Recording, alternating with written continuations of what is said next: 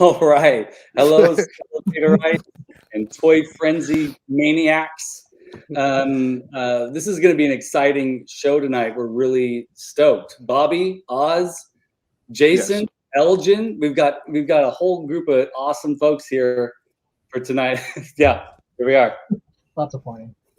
I can't remember which way it ever is, but yeah. Stage left. So first of all, I'll just go ahead and we really were excited that Jason and Elgin were going to jump on right from the beginning with us tonight. We are huge fans of the CRACKTASTIC Plastic podcast, and as of today, I'm a huge fan of their band X-Ray Mary. I listened to them the first half of the day at work all morning today. So stoked to have you guys here. Thanks for being here. Yeah, thanks for having us, man. Thank you so much. Bobby, Oz, how are you guys doing? I'm doing all right. And yourself? I guess you already said so. But it's just the way I talk. I'm sorry. I'm all right. I'll stop. No. Please, come on. We want this awkwardness to continue. I know. Perfect. I'm a little off today. I apologize. I'm a little off every day. It'll be fine. Yeah. Every day.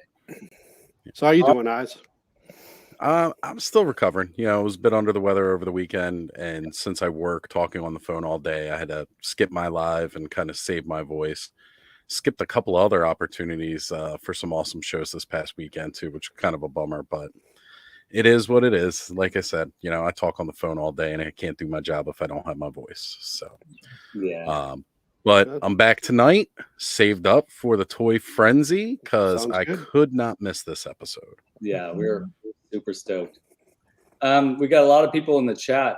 The chat is just blowing up tonight. Now, before we say hello to my buddy's customs, Oz, you said he had an intro for us. He wrote another intro for us. That's right, folks. Second week in a row. Our unofficially dubbed producer, I guess you could say in a way, Gamer Bud, my buddy's customs. Staff writer. He's gone ahead and wrote us another wonderful, stunning intro here. So let me get myself ready. It's not embarrassing, is it? Because I don't know what it says. Only for you. Hello, Toy Frenzy. Big hello to Skella, Paint Me Like Your French Beast Woman Vader, and the Ozman cometh in your DM and treat you right. Ostradamus Toys. Blushing Bobby, Mistress of the Masseuse, and special guests cooking up some fresh podcasts, hopefully not in an RV in the desert, CRACKTASTIC Plastic. This week's names is brought to you by sheer boredom, staring at the screen for too long and making Bobby at a loss for words. For more Skelly, Bobby, and Oz, check out episode 3 of Weekly Weirdo with our very own Skelevader. Saturday night, Oz and his monthly Mythic Legion class and Saturday night streams, and Bobby on his monthly episode of Power of Eternia podcast with Oz and Battle Ram blog. Are you buying too many toys? Is your collection getting out of hand? Does your pile of loot look like a grocery list of stuff you probably don't need, but you're just hungry anyways? Do others tell you you have a problem? How many seconds in are we? Are we past the 8-second mark? Sorry, I had to interrupt because I had to think about it. No. Fuck 'em. Long pause and stare at the camera. Messed that one up. All right. I'm not used to reading these narrations, guys. Sorry. Yeah. You're really good at this. Yeah. Today's podcast is brought to you by Blushing Bobby's Spa Den and Toy Barn. For your itch and toy itch needs, visit Blushing Bobby's DMs today. And if you act within this episode, get 10% off your instant itch relief with your coupon code. Give it the itch.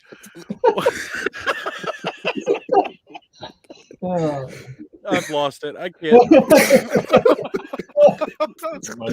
Part of it is I got the microphone down when I got the boom mic in my face here. Double So mic. professional. Micing it. Let me get back into this here. Whew. And if you act within this episode, get 10% off your instant itch relief with coupon code WONDAR10. That's $1.10 for Bobby to scratch your back. If today's show gives you that nostalgia tickle and fond memories of a childhood and you are trying to get back, and is definitely not a midlife crisis in plastic form, consider watching past episodes of Toy Frenzy. Toy Frenzy is your neighborhood-friendly, sometimes, but tries not to be too mature-rated toy podcast. We have special guests like Mega J Retro, Joe Amato, who really loves Stratos, Classics Castle Grayskull, and his co-hosts Sean and the Dooch from Legends of Grayskull podcast, Motu Joe, and many more. You can support the show by simply watching the show, give it a like, subscribe, and the option of a Patreon. All proceeds goes right back into the show, give you a better viewing experience. Back to you, boys. Again, I am not scratching nobody. This is 6 in a row now. I ain't touching nobody. God, I'm sorry I lost it in the middle of the That was so funny. I swear, Bud has a knack for this, man. I don't know. It's as if he's touched by the writing gods. He's really good at it. Yeah. Thanks. A little too good. Thank you, my buddy's customs. That's right. It's awesome. We got figuratively speaking here. We got John here. Welcome. Hello, Oz, Skelly, and Bobby. Thanks for being here. We got Duchess of Darkness here. Good to see you back. It's awesome. Duchess, glad you have joined us. Yes, for sure. We got Payne's Toy Samples back. Good to see you.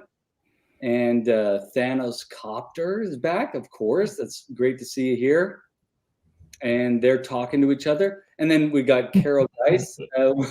Welcome back, Carol. And in the house. Yeah, that's Oz's sis. And we've got Nolan. Welcome to it, Nolan.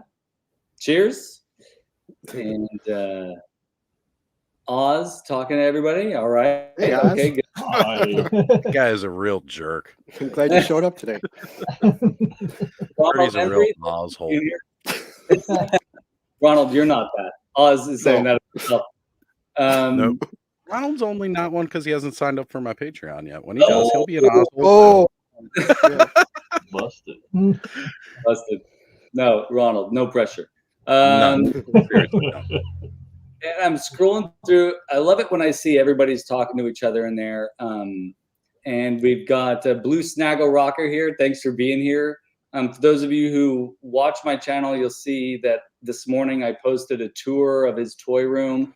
I met up with him this past weekend, and he gave me a tour of his toy room. I'd never seen a Classics Grayskull or a Classics Snake Mountain in person before until that day. Have you guys seen that in person?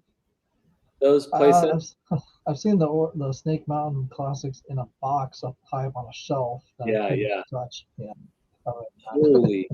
Holy moly, that thing! Both of those are amazing. But I went over to his place because we did a trade. He took the five baddie paintings that I made of the Motu baddies, and then he sent me home with 2 fancy toy shelves. I feel like I'm a big boy now. I noticed that. I was going to mention it, but yeah. I got these 2 D12s back here. It's just growing up right in front of our eyes, guys. No. So thank you, Blue Snaggle Rocker, for letting me into your toy room and the trade. That was awesome. And hey, we got SJ Curtis here. Good to see you all.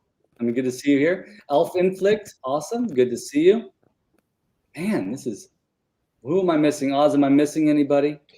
Let's see. Let me roll back through here. Did we say what's up to Payne's Toy Samples? Yeah, we got him already. Yeah, excellent. You got to pay attention, Oz. I'm trying, man. I'm still laughing my butt off about your $1.10 coupon code. Yeah, I know. I forgot I put that out there, didn't I? Right. Yeah. just putting it out there. But yeah, I mean, then we got let me go down here. Yep, you already went over Alf Inkit. It's so good to have him here. I love that he said he made a comment on the funny intro turning into an infomercial for sure. Yeah, Absolutely. yeah, we need that every and we week. That's awesome. Hillian Just got Dread in the itch. house, as long as GK3. I mean, man, some new faces, old faces. This is great. So glad to have everybody here. Thank you all for showing up. Yeah, it's awesome every week. Yeah, every week we discover somebody new, and that's awesome. So you know what we usually do here at the beginning is we talk about if we found anything cool out there in the wild or ordered something and it showed up or whatever, toy wise. And I know you guys from the Cracktastic Plastic podcast, you're fairly frequent in showing your videos of things that you've gotten. And I know every podcast episode you mentioned stuff you got. But Bobby, as a producer, I'm taking Let's go buy it. Yeah. Getting that return on investment already. Yeah, That's right. 5% up. That's fine. So if you guys have something you want to share today, or just reach behind you and pick something rad from the amazing display back there. I actually picked up something today that I haven't got the chance to make a video of that I'm really excited about. I mean, will I get in trouble if it's not Motu? Is that Not at all. Not at all. Okay. Hey, it's Toy Frenzy. Just Motu. Yeah. Well, the new EarthSpark toys are starting to hit the shelves. Transformers, that's my jam. This is my house. You can see. So the new line's just starting to hit the shelves, and if you've seen the show or not, I really recommend it. It's really awesome. But I got this Twitch. Oh, very cool. One of the Very main nice. characters on the show, and it's a brand new mold, and it's got some really great colors, and man, I'm really excited to have it. And it's they do this build a figure little bit now with these, I guess you would say, kid lines, which is neat if you want to go for that. But I don't know, it's a really cool figure, and I'm super stoked to have picked it up today. I found it. So that's beautiful. That's cool. yeah. I was into Transformers for like about a month when I was a kid. I was really into GoBots. I was the GoBots. I was totally into GoBots. I was in GoBots too. Yeah. I don't know, something wonky about GoBots that just really struck my fancy. But every time I go into Target or Walmart and I look at the Transformers toys, I feel like I'm getting an education. And then listening to your podcast too, I'm totally learning about that stuff as well. Elgin, how about you? I just have a picture on my phone. I didn't bring anything, but this will be for upcoming our Xenomorph Saturday. Ooh, That's a real hashtag. That's a real hashtag. You didn't make it up. So this was at Walmart. This is the Xenomorph runner with the little doggy guy in the glow in the dark face hugger thing. I got the warrior too. That was last Saturday that I posted, but this will be kind of a upcoming what's coming up on Saturday. So yeah, they were clearancing them off for like $7 at Walmart. That's amazing. I'm on the drone one that I needed, but I might have to go grab them since they're clearancing them out. yeah, they've kind of disappeared now. They had them all out at once, and then I've done several of them. It's just like they're just because they're so like $7. Same with like the Predators. They're getting rid of those for like $7.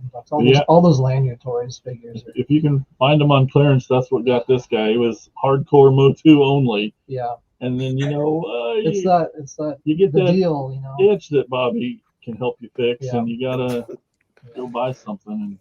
And I love when there's a good deal. It's hard not to get something that's like G.I. Joe Classified, getting those like half price at GameStop. You can take a chance on some toys. When they do 50% off, and it's just like sometimes you just gotta grab that stuff. Even and then with a lot of the toy photography we do, it's like, well, maybe I can merge that into with the Predators and with Aliens and with all the stuff with Masterverse. It kind of fits all in with all that as well, scales correctly and everything. So it's kind of fun to kind of figure out and make a story with those toys. I agree. So. I have a question. Did that one come with the Rottweiler too? It did. It did. It came with all that stuff. Does. It was a little. The dog doesn't have any articulation, but it's like scaled for like Masterverse, so it could, the mad arms could have like Totally. a dog or something. You know? I mean, That was I could see people spending $7 on the Rottweiler alone. Oh, sure. Right. Yeah, and the face hugger glows in the dark. So that series, all the things were glow in the dark. One of them had like a little tube that can glow in the dark. One had and stuff.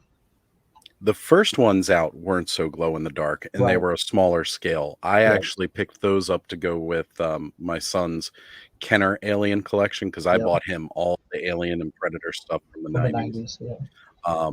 And I saw those and I was like, hey, these actually scale well with it. And now he can get some accessories like the eggs and other things to go with it.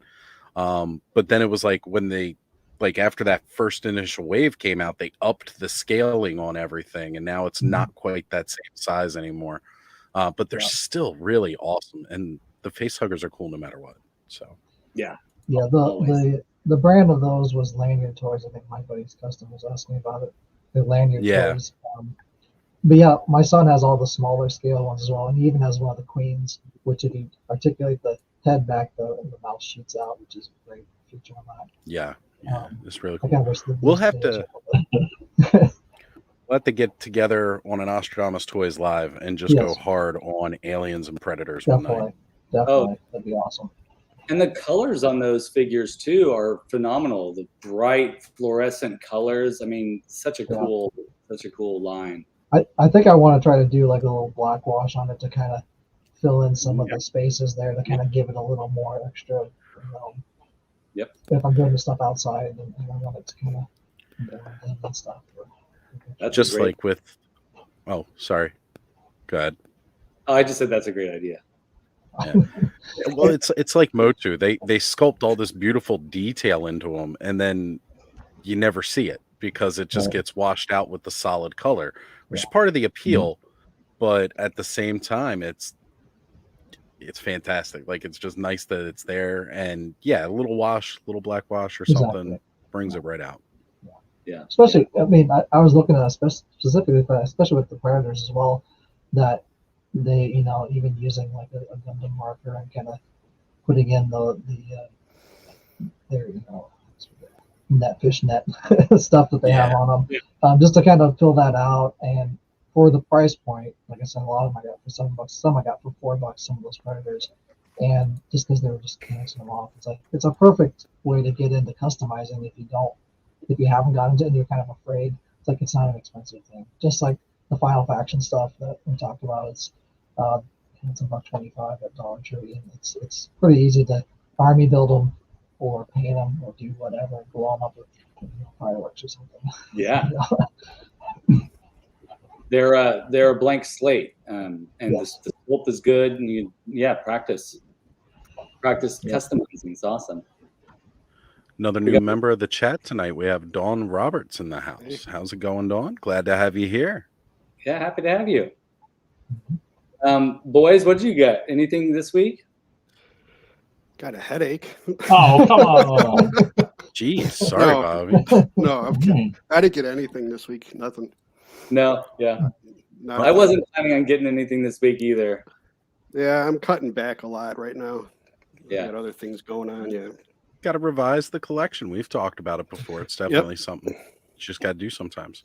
Well, I had a pretty awesome mail call this week. Figuratively speaking, had sent me a package, and it's got some goodies in it that I'd been waiting for a long time.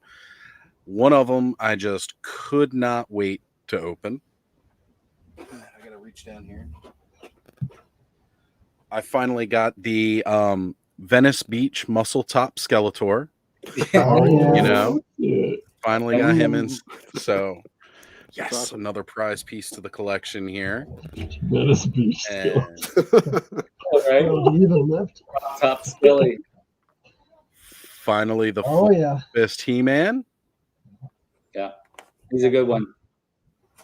Yeah. And lastly, Yay. Hey, nice. Two of those bad boys. I saw somebody post in one of the Facebook groups, and they were at a Target, and the guy was like, I don't know why everybody's complaining they can't find these things. And in his shopping cart, he had like 10 or 15 of them.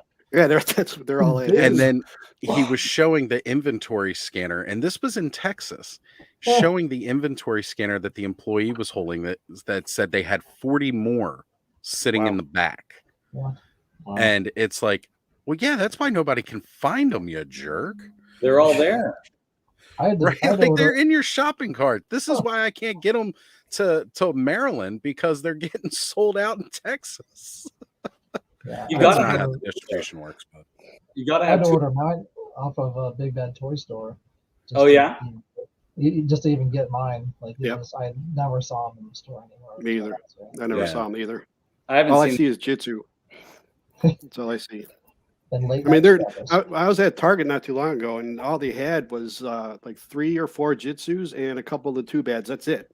All the other Masters of stuff is gone. Wow. And it's like, it's all shrunk. So I don't know. Maybe they're not going to show up as much anymore at the store. I mean, everything else is gone. I keep running into Frosta and Too Bad and Don't hurt and yourself. I know. And I chipped my tooth on Frosta here. Cake frosting.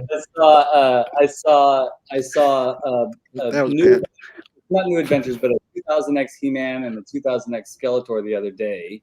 So it's like, and still I'm seeing tons of the mini comic Stratos just like still on the I'm gonna have to shelves. start buying all those.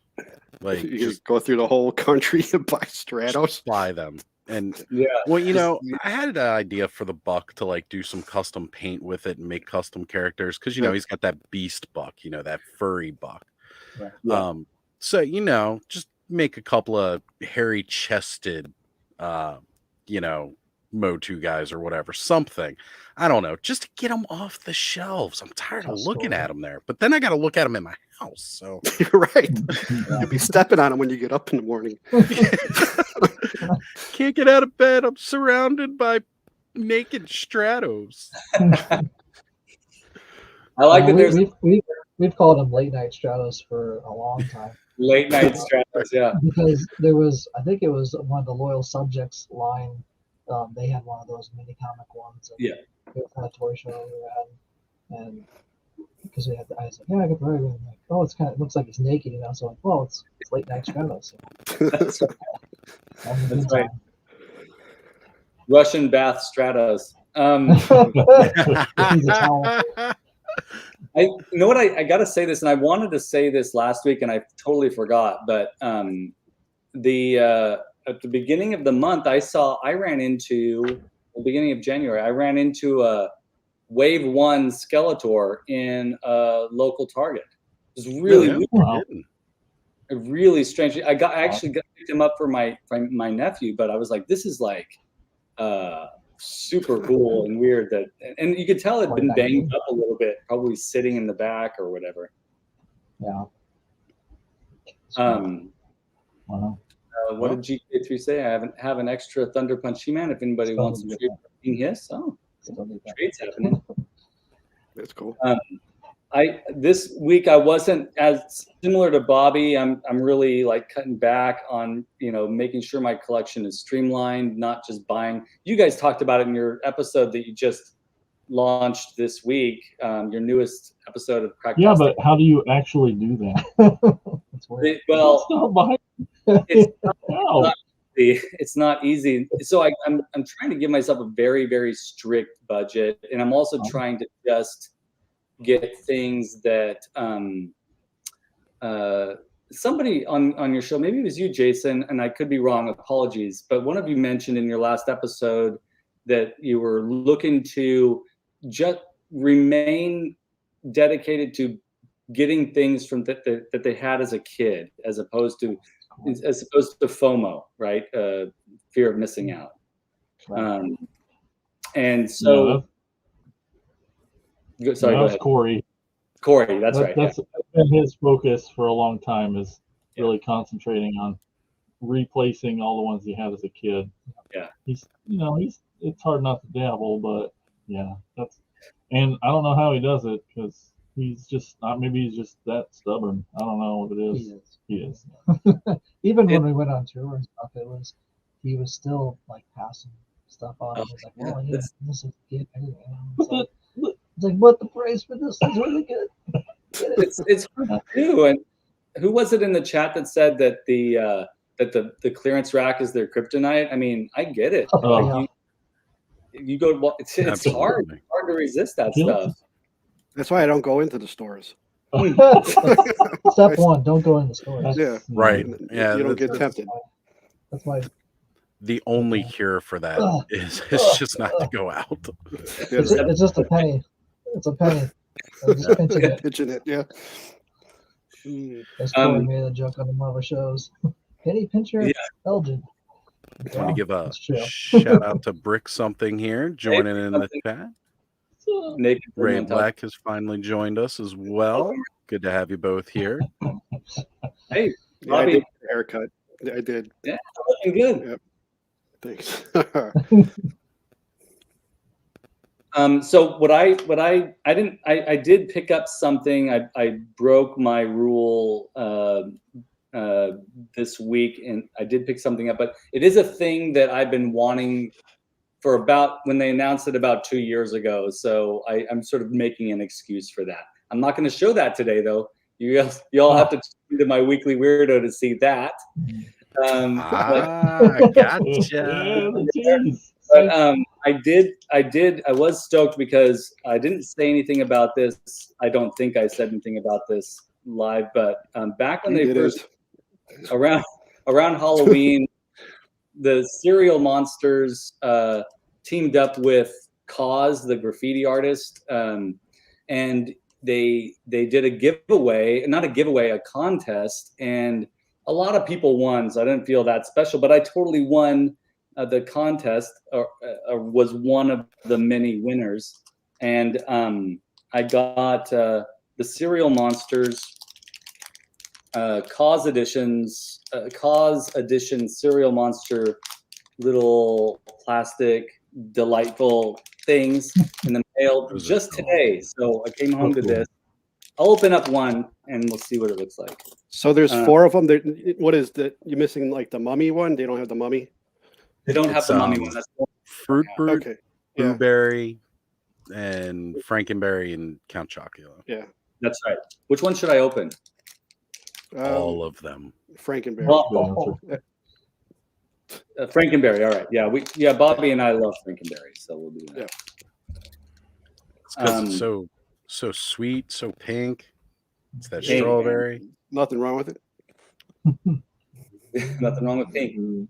No. Nothing wrong with pink at all. Look at this guy. Awesome. Yeah. I wish I had those.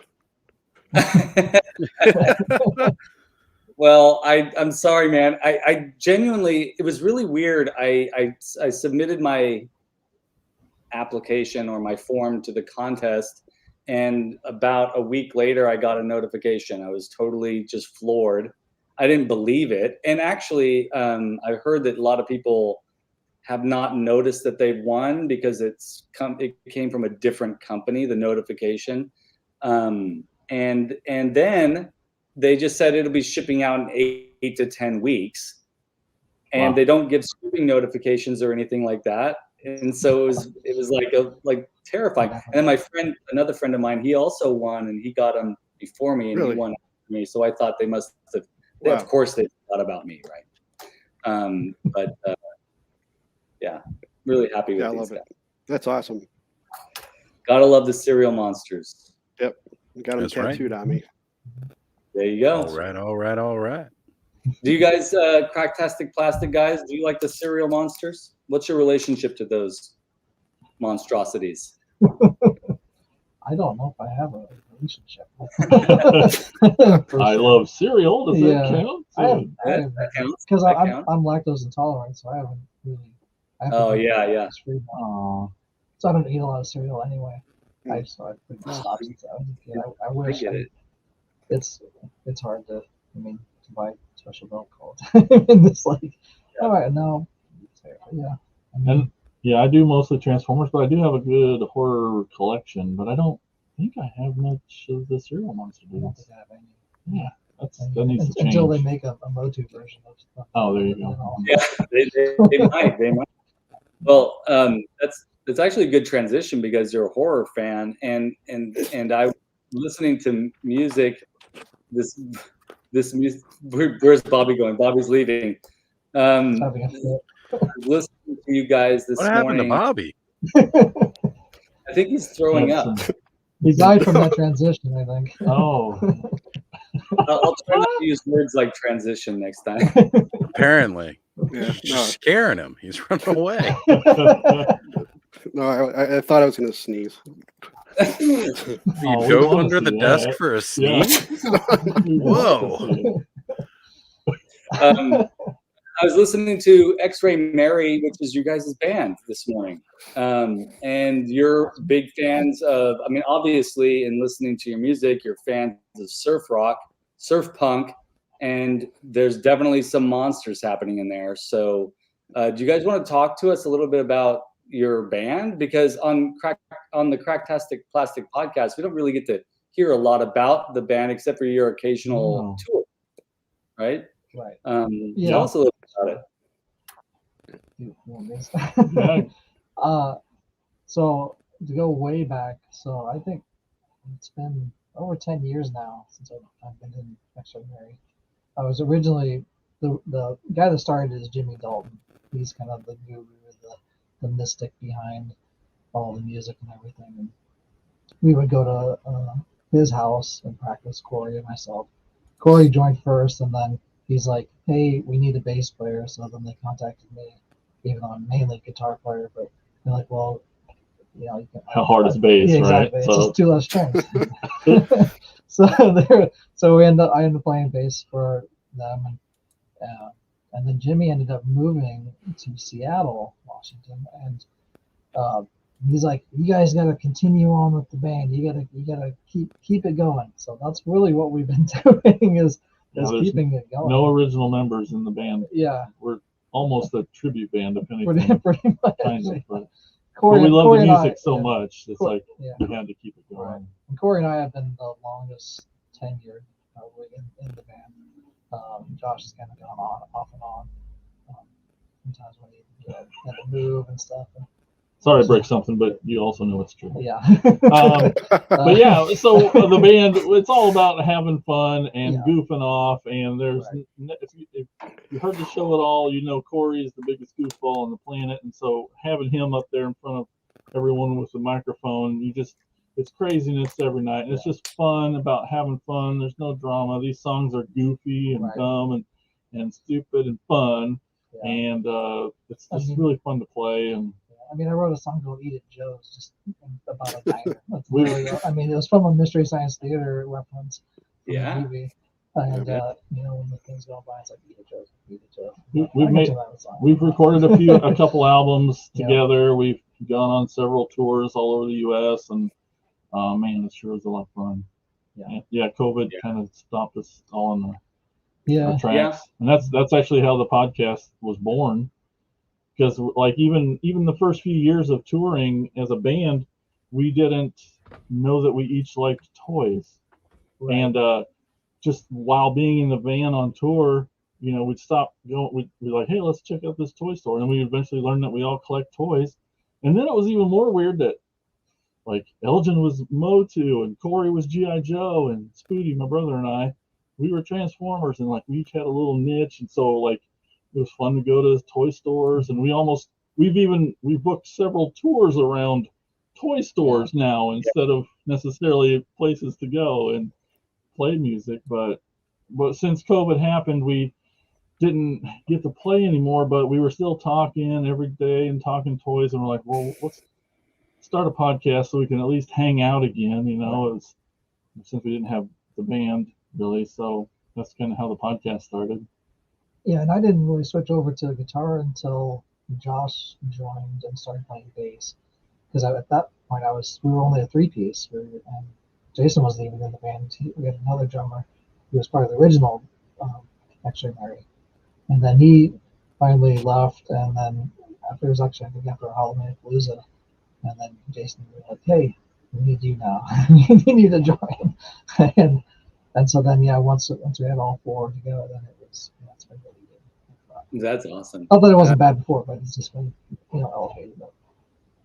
I love the story how you guys all discovered that you had an interest in toy collecting while you were on tour, and just like realizing that you had similar interests. So freaking cool. Yeah, that first tour, I didn't really even buy any. I think at the very end, I think we went to the Toy Bit, and I ended up picking up something at their original location. I ended up picking up a couple things because they were like $5 or something, and I was like, oh yeah, I remember. I didn't have these as a kid, and then I think I had like 3 figures. I had Grizzlor, Man at Arms, and Evil Lyn, I believe. That I just found in their bin, and I was like, yeah, I'll just these.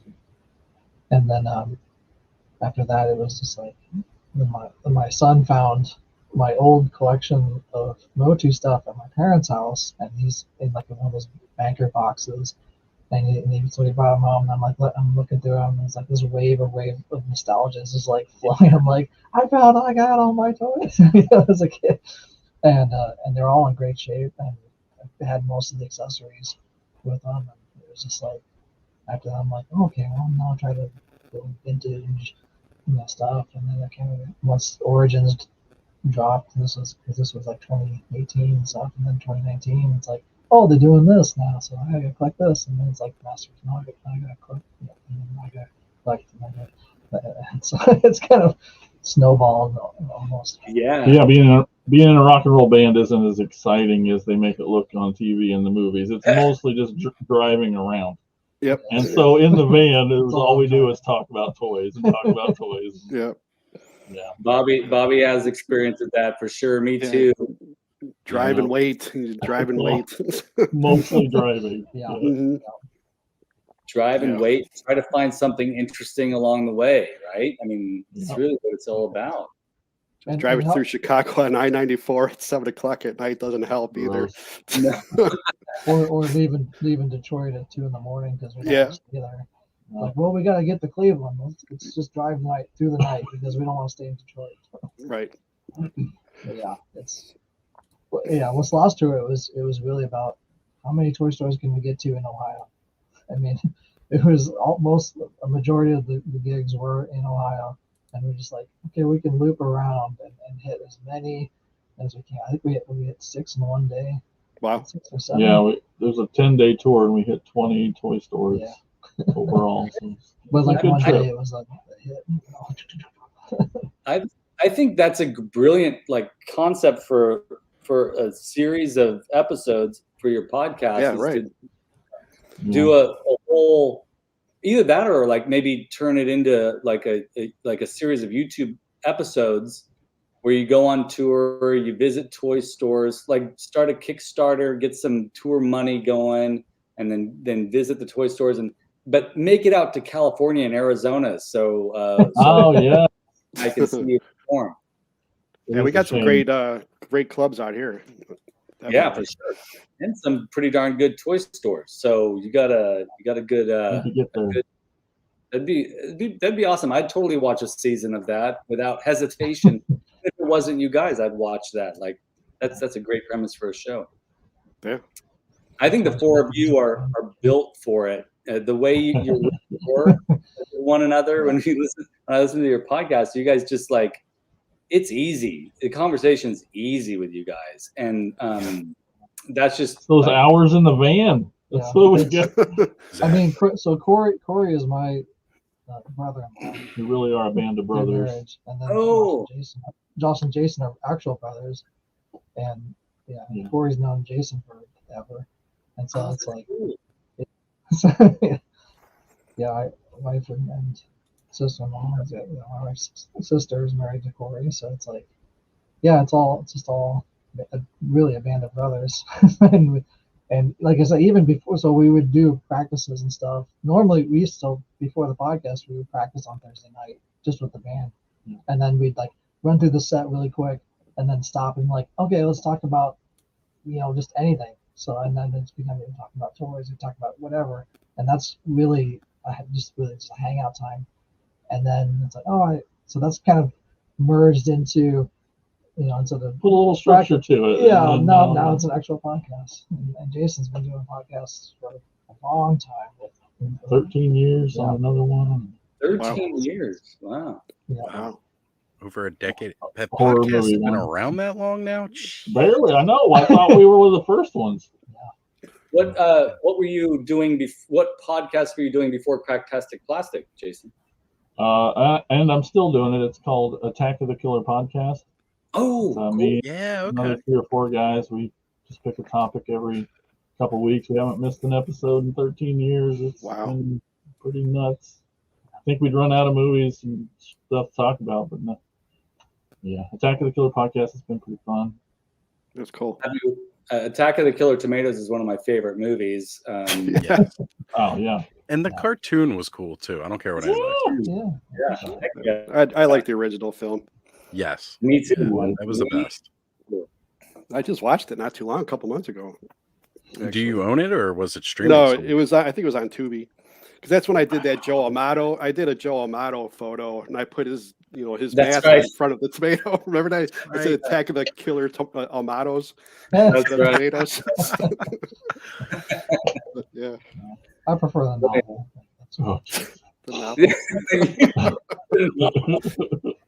I mean, the best scene is with that guy with he's the disguise expert, and he's sitting there and he's dressed up as tomato, and they're all eating everything. He's like, "Could someone please pass the ketchup?"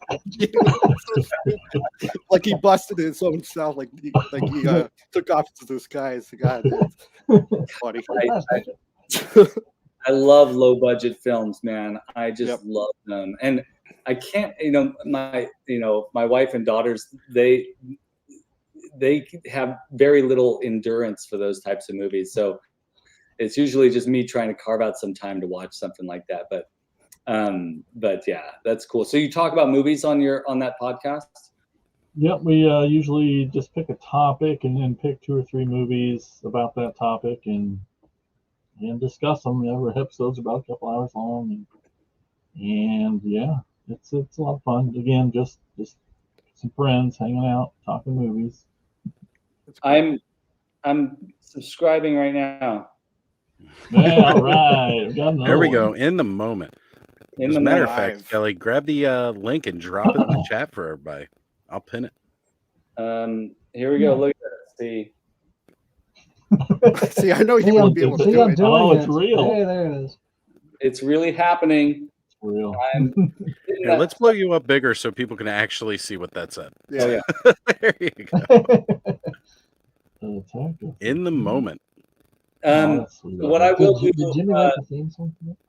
it'll take me a half an hour to do what you just asked me to do, Oz. So what I will do after this, I'll put that down in the description below. Okay. I'm also gonna put the X-Ray Mary YouTube channel down there too. That's a good call. He's got to write it to the first, description. and then he has to look at his writing. XRayMary.com. It's really easy. I think most of our music's free on there too. Yeah. So. We're all old. We still use analog tablets and styluses, pen and paper. Yeah. I have a notebook here where I write everything down that Oz to do. Well, thank you. Yeah, this is awesome. I'm really excited. I have a friend of mine, my friend who actually was one of the other winners of this in the area that I know of. He has It was rigged. That's what I was about to say. Him and his friends rigged it. That's how they won. I see now. Raided the warehouse. I think a lot of people won because it came in a little envelope like this. I think a lot of people won. The guy with the tattoo on it. Yeah. But he has a podcast called Wake Up Heavy, and they talk about cult movies. He talks about cult movies and horror movies. Cool. He and I just started a podcast where we talk about our obsessions called Cambridge and Washawn. But yeah, it's funny because he got these 2 days before I did. But yeah, I love movie podcasts. I love it when people talk about like the crazy shit that people make and put it out there for other people to enjoy. It's awesome. Did Skelly just swear? Did I? I think he did. Language. Oh, darn it. I'm not used to that. Oh, look, he even comes back with it. Darn it. Gosh, gee golly. Willikers. So, what do you think, guys? I mean, we're trying to figure out like a theme for this show, and so I threw this out there. Why toys? I think Elgin, you were just kind of explaining it. Actually, you may have answered for all of us, which is the keyword nostalgia. Yeah. Good night. We're done. Good night, everybody. Great episode. Why not? Wait, I like this. Nolan, thank you, Nolan. I'd be lost without pens and paper. Thank you, my friend. Absolutely. Yep. I'm right there with you. Old school. Yeah. And then, oh, yeah. And GK3, Joe Bob last night.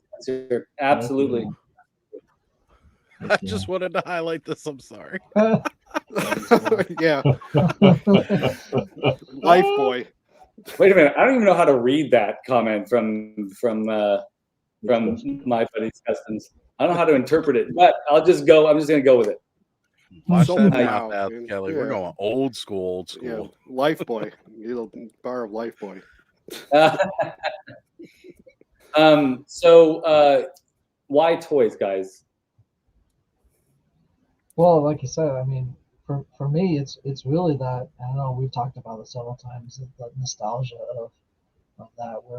We're in our first age, and seeing those toys that we played with as a kid, there's just something always about it that just rings true. There's like almost a magic to it that it brings you immediately back to that moment, whether it's when you remember buying it or getting it as a gift, or really anything of a kind of a simpler time in our minds anyway, that you can just go outside and play with the toy that you had, and even I remember, I've talked about this before on podcasts, of like getting the having the Wind Raider and just like running it through gravel and like dirt and everything, and having so much fun with that, and just like hanging people off of the rope, off the grappling hook and everything, and just like swinging it around, and I still have it, but it's missing, like one of the wings is broken and the tail fin is gone,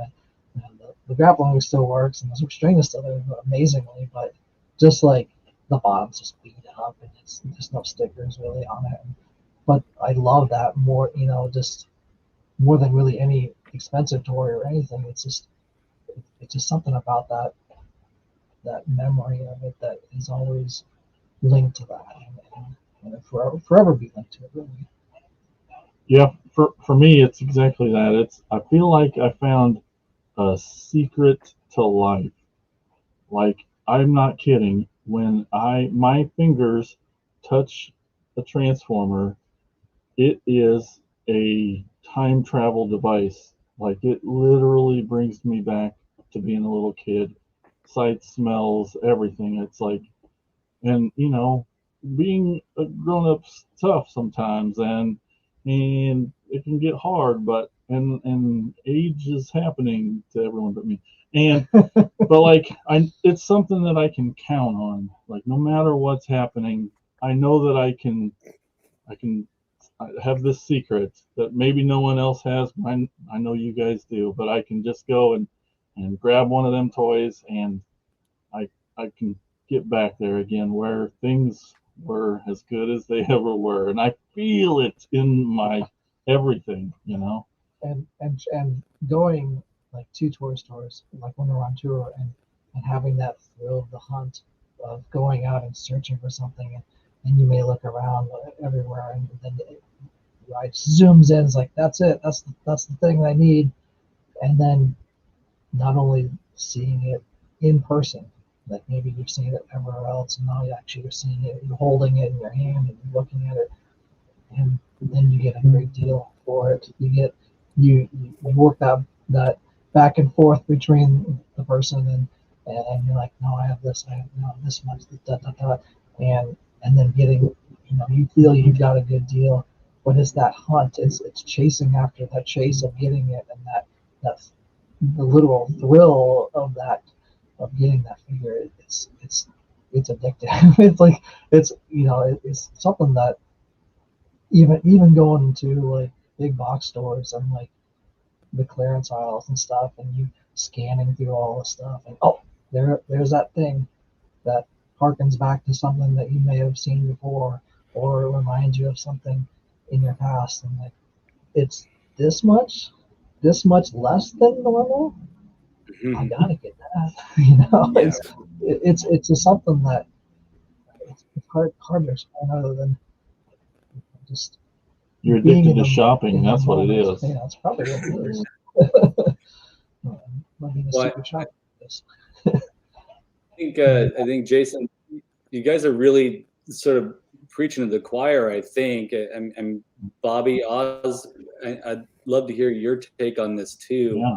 I think not only do toys bring us back to the good memories, but they can also remind us how they helped us through maybe bad memories too, and that there's a real strong attachment to something that helped you through any difficult situation, or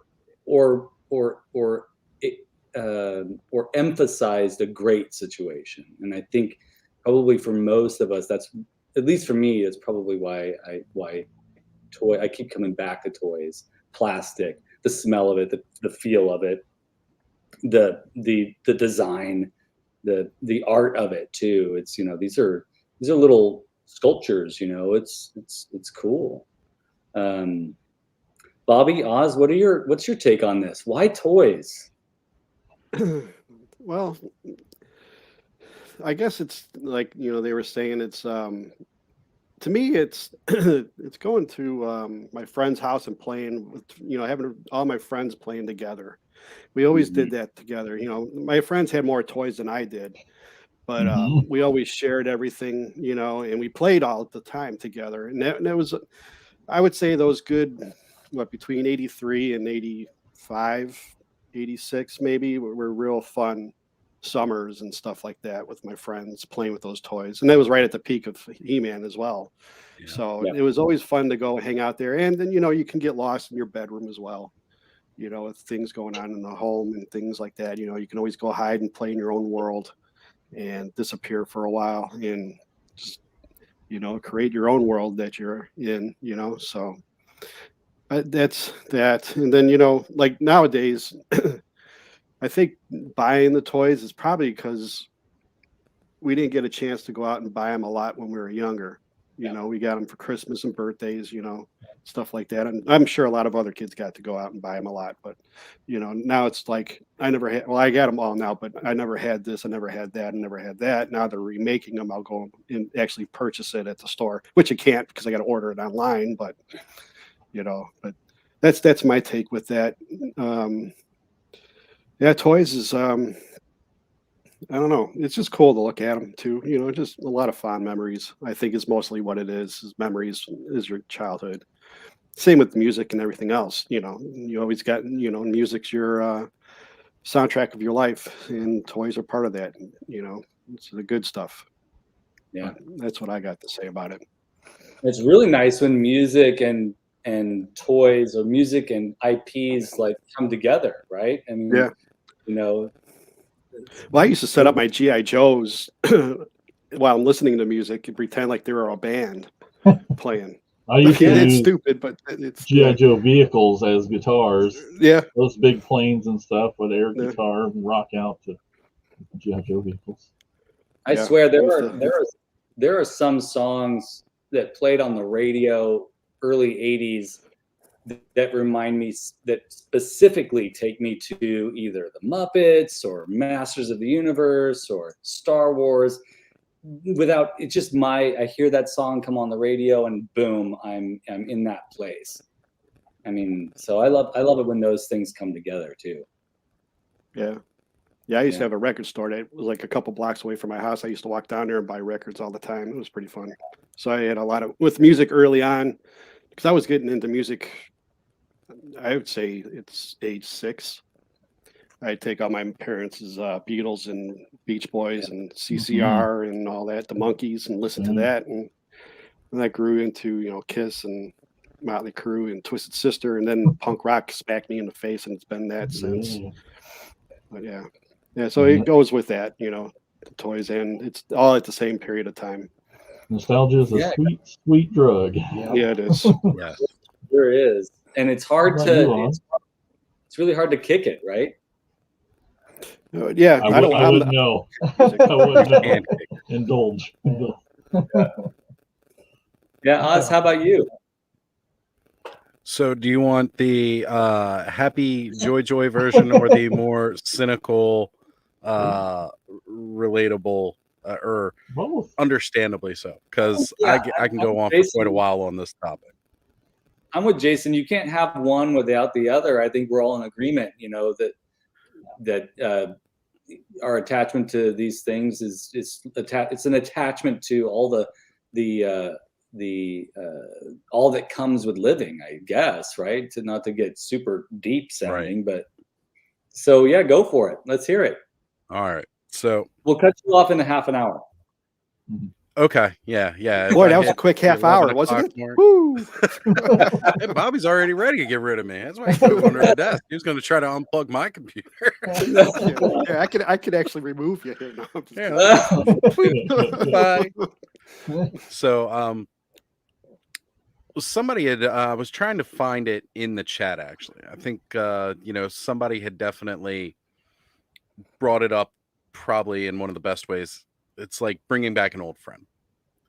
Like all the toys that are the hits right now in stores, if you look at it, it's not new IPs. The only people that are bringing out new IPs are the indie toy markets. And you don't really hear about them. You don't see much about them, but they are amazing. They also cost a bit, but, you know, again, they're not sold for mass retail either. So, you know, it's just one of those things where this goes right into the other one. You're bringing back an old friend. You love it. You remember it. And we were just talking about how nostalgia is a huge drug. Let's face it, we've all, quite a few of us at this age, have had issues with mental health and everything else. And it's a way of escaping the bleak, depressing adult world that we live in a lot of ways. Mm-hmm. Now, does that mean it's wrong to enjoy toys? Absolutely no. It's fantastic. I love toys. Otherwise, I wouldn't be here talking about them and collecting Motu every week. And I don't care who thinks it's childish or whatever. That don't bother me none. But you know, Ryan Dole probably said it best. Like, you know, one of those things about when we grew up, we were fed half-an-hour toy commercials called cartoons on Saturday morning. And we used to wake up with our big bowls of cereals and sit down and watch these things religiously and do everything we could to get our hands on every toy that came out from each one of these because they were just awesome. Mm-hmm. And we were in this kind of pre-programmed stage. And then you went and you pulled it all out from us and we got older and we realized, man, I just want to sit in front of the TV with a big bowl of cereal, watch some cartoons again. I still do that. You know, exactly my point. And, you know, it's just one of those things. And now we're at that age where we're the ones with the money, not our parents anymore. Yeah. And toy companies know this. They programmed us for it.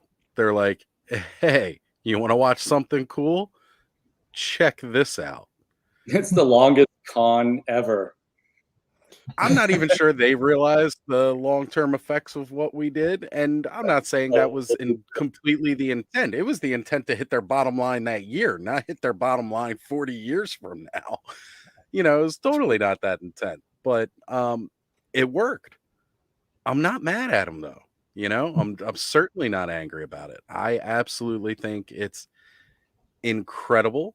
And I'm happy to be a big part of it. Like, you know, getting all of these great toys that I had as a kid because, you know, adulting sucks in a lot of ways. So it's really cool to have this escape and enjoy the same toys that I grew up with, the same fun that I had as a kid. Like Bobby's saying, it takes you right back to those summers we had off from school and playing with our friends, like, you know, outside with the toys, running around doing all that stuff. It was great. I loved those summers, staying out until you know, the street lamps started to come on, and then trying to rush home before you got your butt smacked, you know, kind of thing. Like, it was a fantastic time, and I have great fond memories playing with these toys. And when Connor's here and we're playing with them together, and I see him playing with those toys, I want him 40 years from now, 30 years from now, to be looking at his son and being like,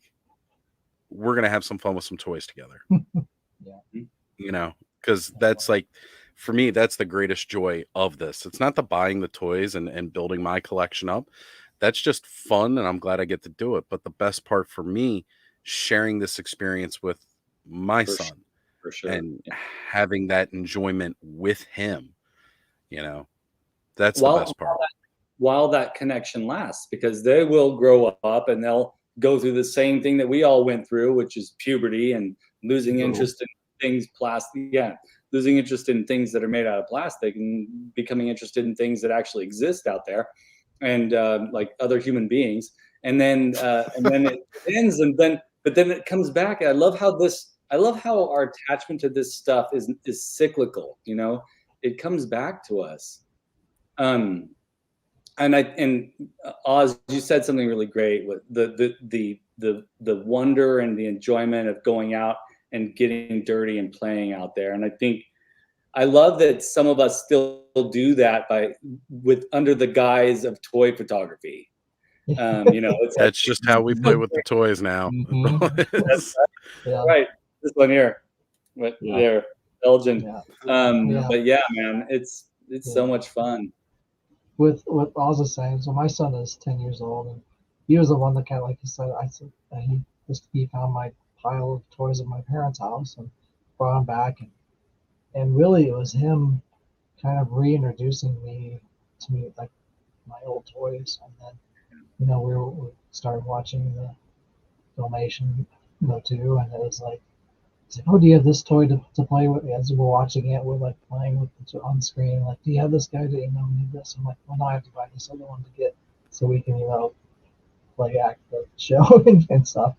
And lately now too, when like all the videos, he's like my producer. Really, he's like, hey, you want to do a video? We're gonna do a video of this. And then, you know, he's been on a couple of videos. He's been on our podcast. He's just. It's awesome getting to see you share toys with him. Yeah, and it's really fun just to kind of see it through his eyes, and like, you know, and just like, you know, pass it on to him. And so hopefully, you know, when he gets older, he'll pass it on to the next generation, pass it along. So it's just it makes me really proud. So. I agree. Yeah, no, go ahead, Austin. I was just going to say, I think that's one of the best parts about being an adult collector is, again, sharing that enjoyment and passing it on to the next generation. Yeah. You know, it kind of goes like along with that whole spirit of Christmas. You know, when you're a kid, Christmas is fun because you're getting all this stuff and you think it's great. When you get older, you realize, like, you know, it's fun to get all this stuff. But when you see that look of excitement on somebody else's face when they get something, it's a whole different story. And this is kind of like expanding that beyond just everybody worries about it 1 month, you know, like everybody's all about it during Christmas and the rest of the year, nah, screw everybody, you know. and then, like, you know, that 1 month rolls around again. It's kind of a way of spreading that throughout the year. And one of the things that, speaking of that, like spreading of gift giving, I feel like part of what makes the toy collecting exciting for me at this stage in my life and with the technology that we have is that I can share it with people. I mean, when I was, you know, when I was first starting back into toy collecting in my, you know, mid 30s, I was like, I'm not telling anybody about this. You know, oh yeah, I feel like I'm from a very small town, and like I grew most of my life thinking I was the only one still playing with toys. I'm like, oh man, so great Felt for the that way internet. for years. Yeah. See, I never felt that. I always thought it was That's people were good. there doing it. Yeah, I See, never thought it was weird. it might be, I might be overgeneralizing because of what Jason said, but I came from a small town too, so maybe that's part of it.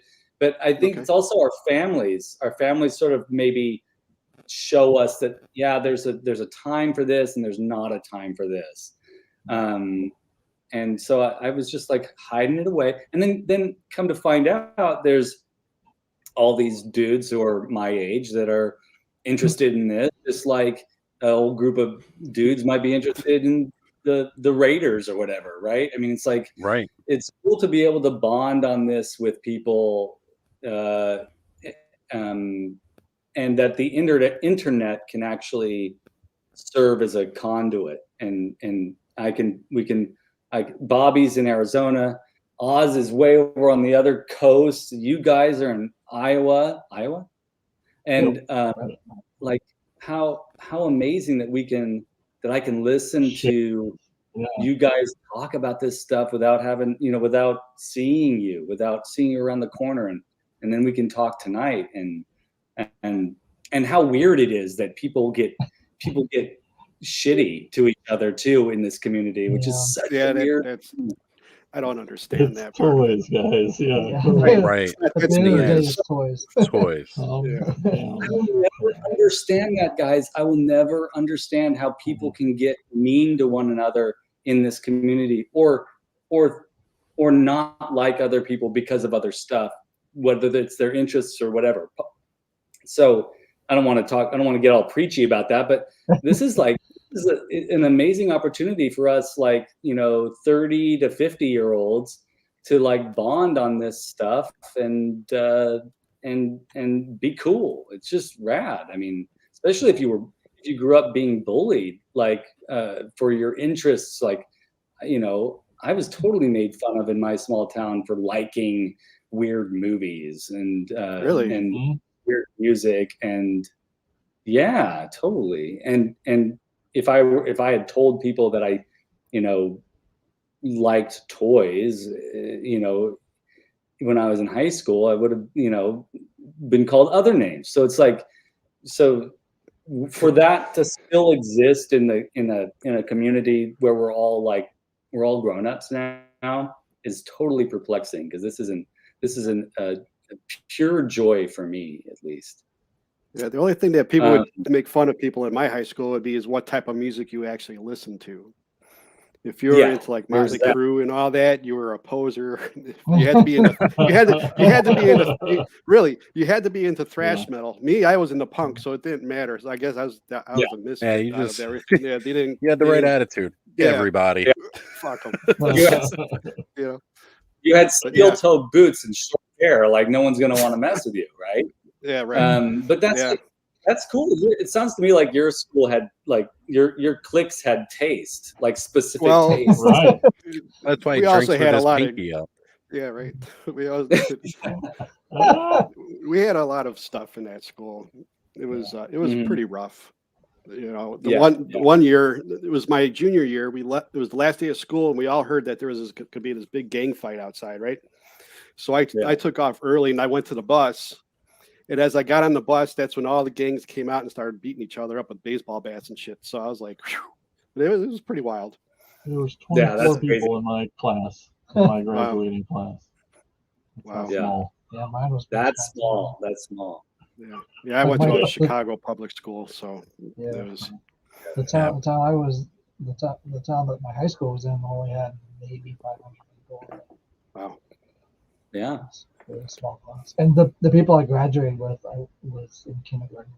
So that's kindergarten to high school. If you mess up anyway, then you're screwed. Yeah, and it was either you played sports or you didn't. That's like the boundary. Yeah. You either play football or you don't. I didn't. Right. I was the outcast person, like that, because there was such a sportsocracy there, of like everything was that driven. Yeah, sports. that- It was fine. I was part of art club. That was fine. We just did our stuff that way. Good. Well, that's how it was, right? You know, you had the jocks and they were like the cool kids and did all the sports. And, you know, even though like Cool I did kids. a couple of things, it was really mostly like I hung out with the nerdy guys and I enjoyed that just so much more. It felt better. And Yeah, I used to I stand did up for a too. lot of them too when Yeah, they would get picked on. Yeah, Yeah. I was friends with everybody. I made friends. Yeah. I never cared what anybody got into or whatever it was, you know. And I just fit in with everybody. I was just like, I'm me. If you accept me, you know, I'll accept you. Right. That's how Yeah, I that's was. That's a good attitude to have, and it's especially good if you're in a school with the Warriors. Yeah, I love that movie. It's such a great movie. I love that movie. Absolutely. It was one of the best.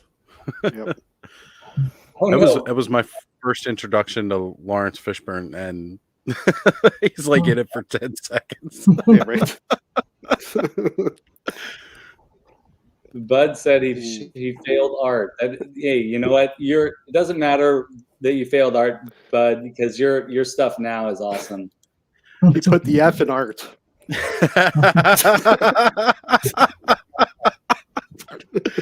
Jason There is you like, go. I had to. That was too.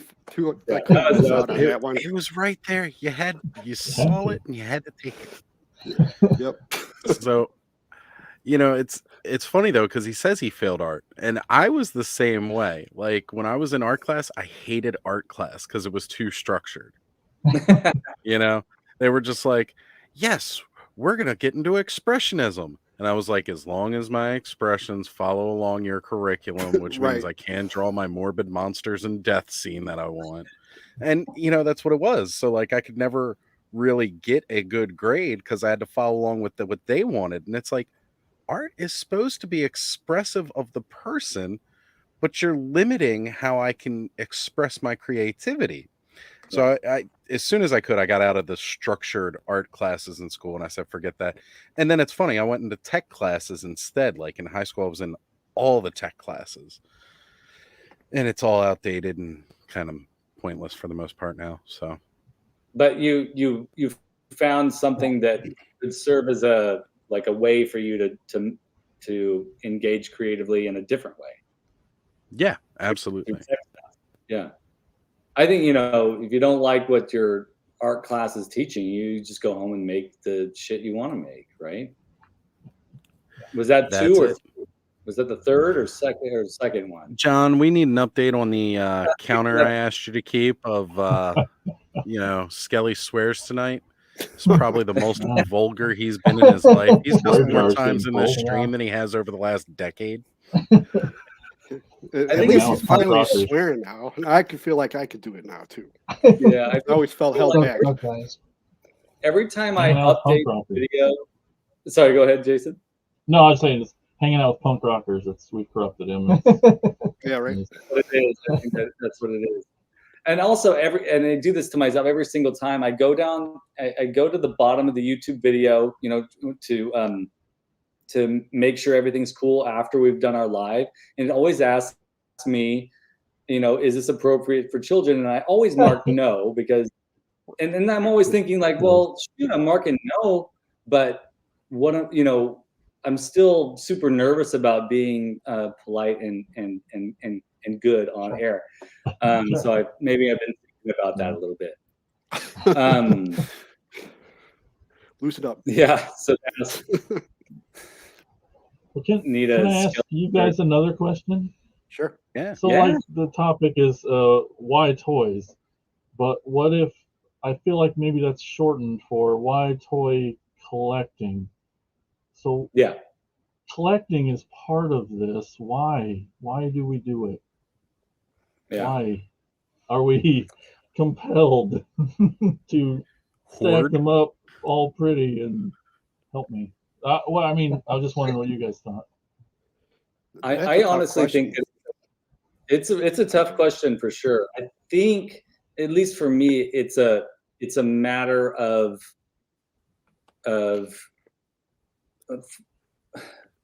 accomplishing something, maybe.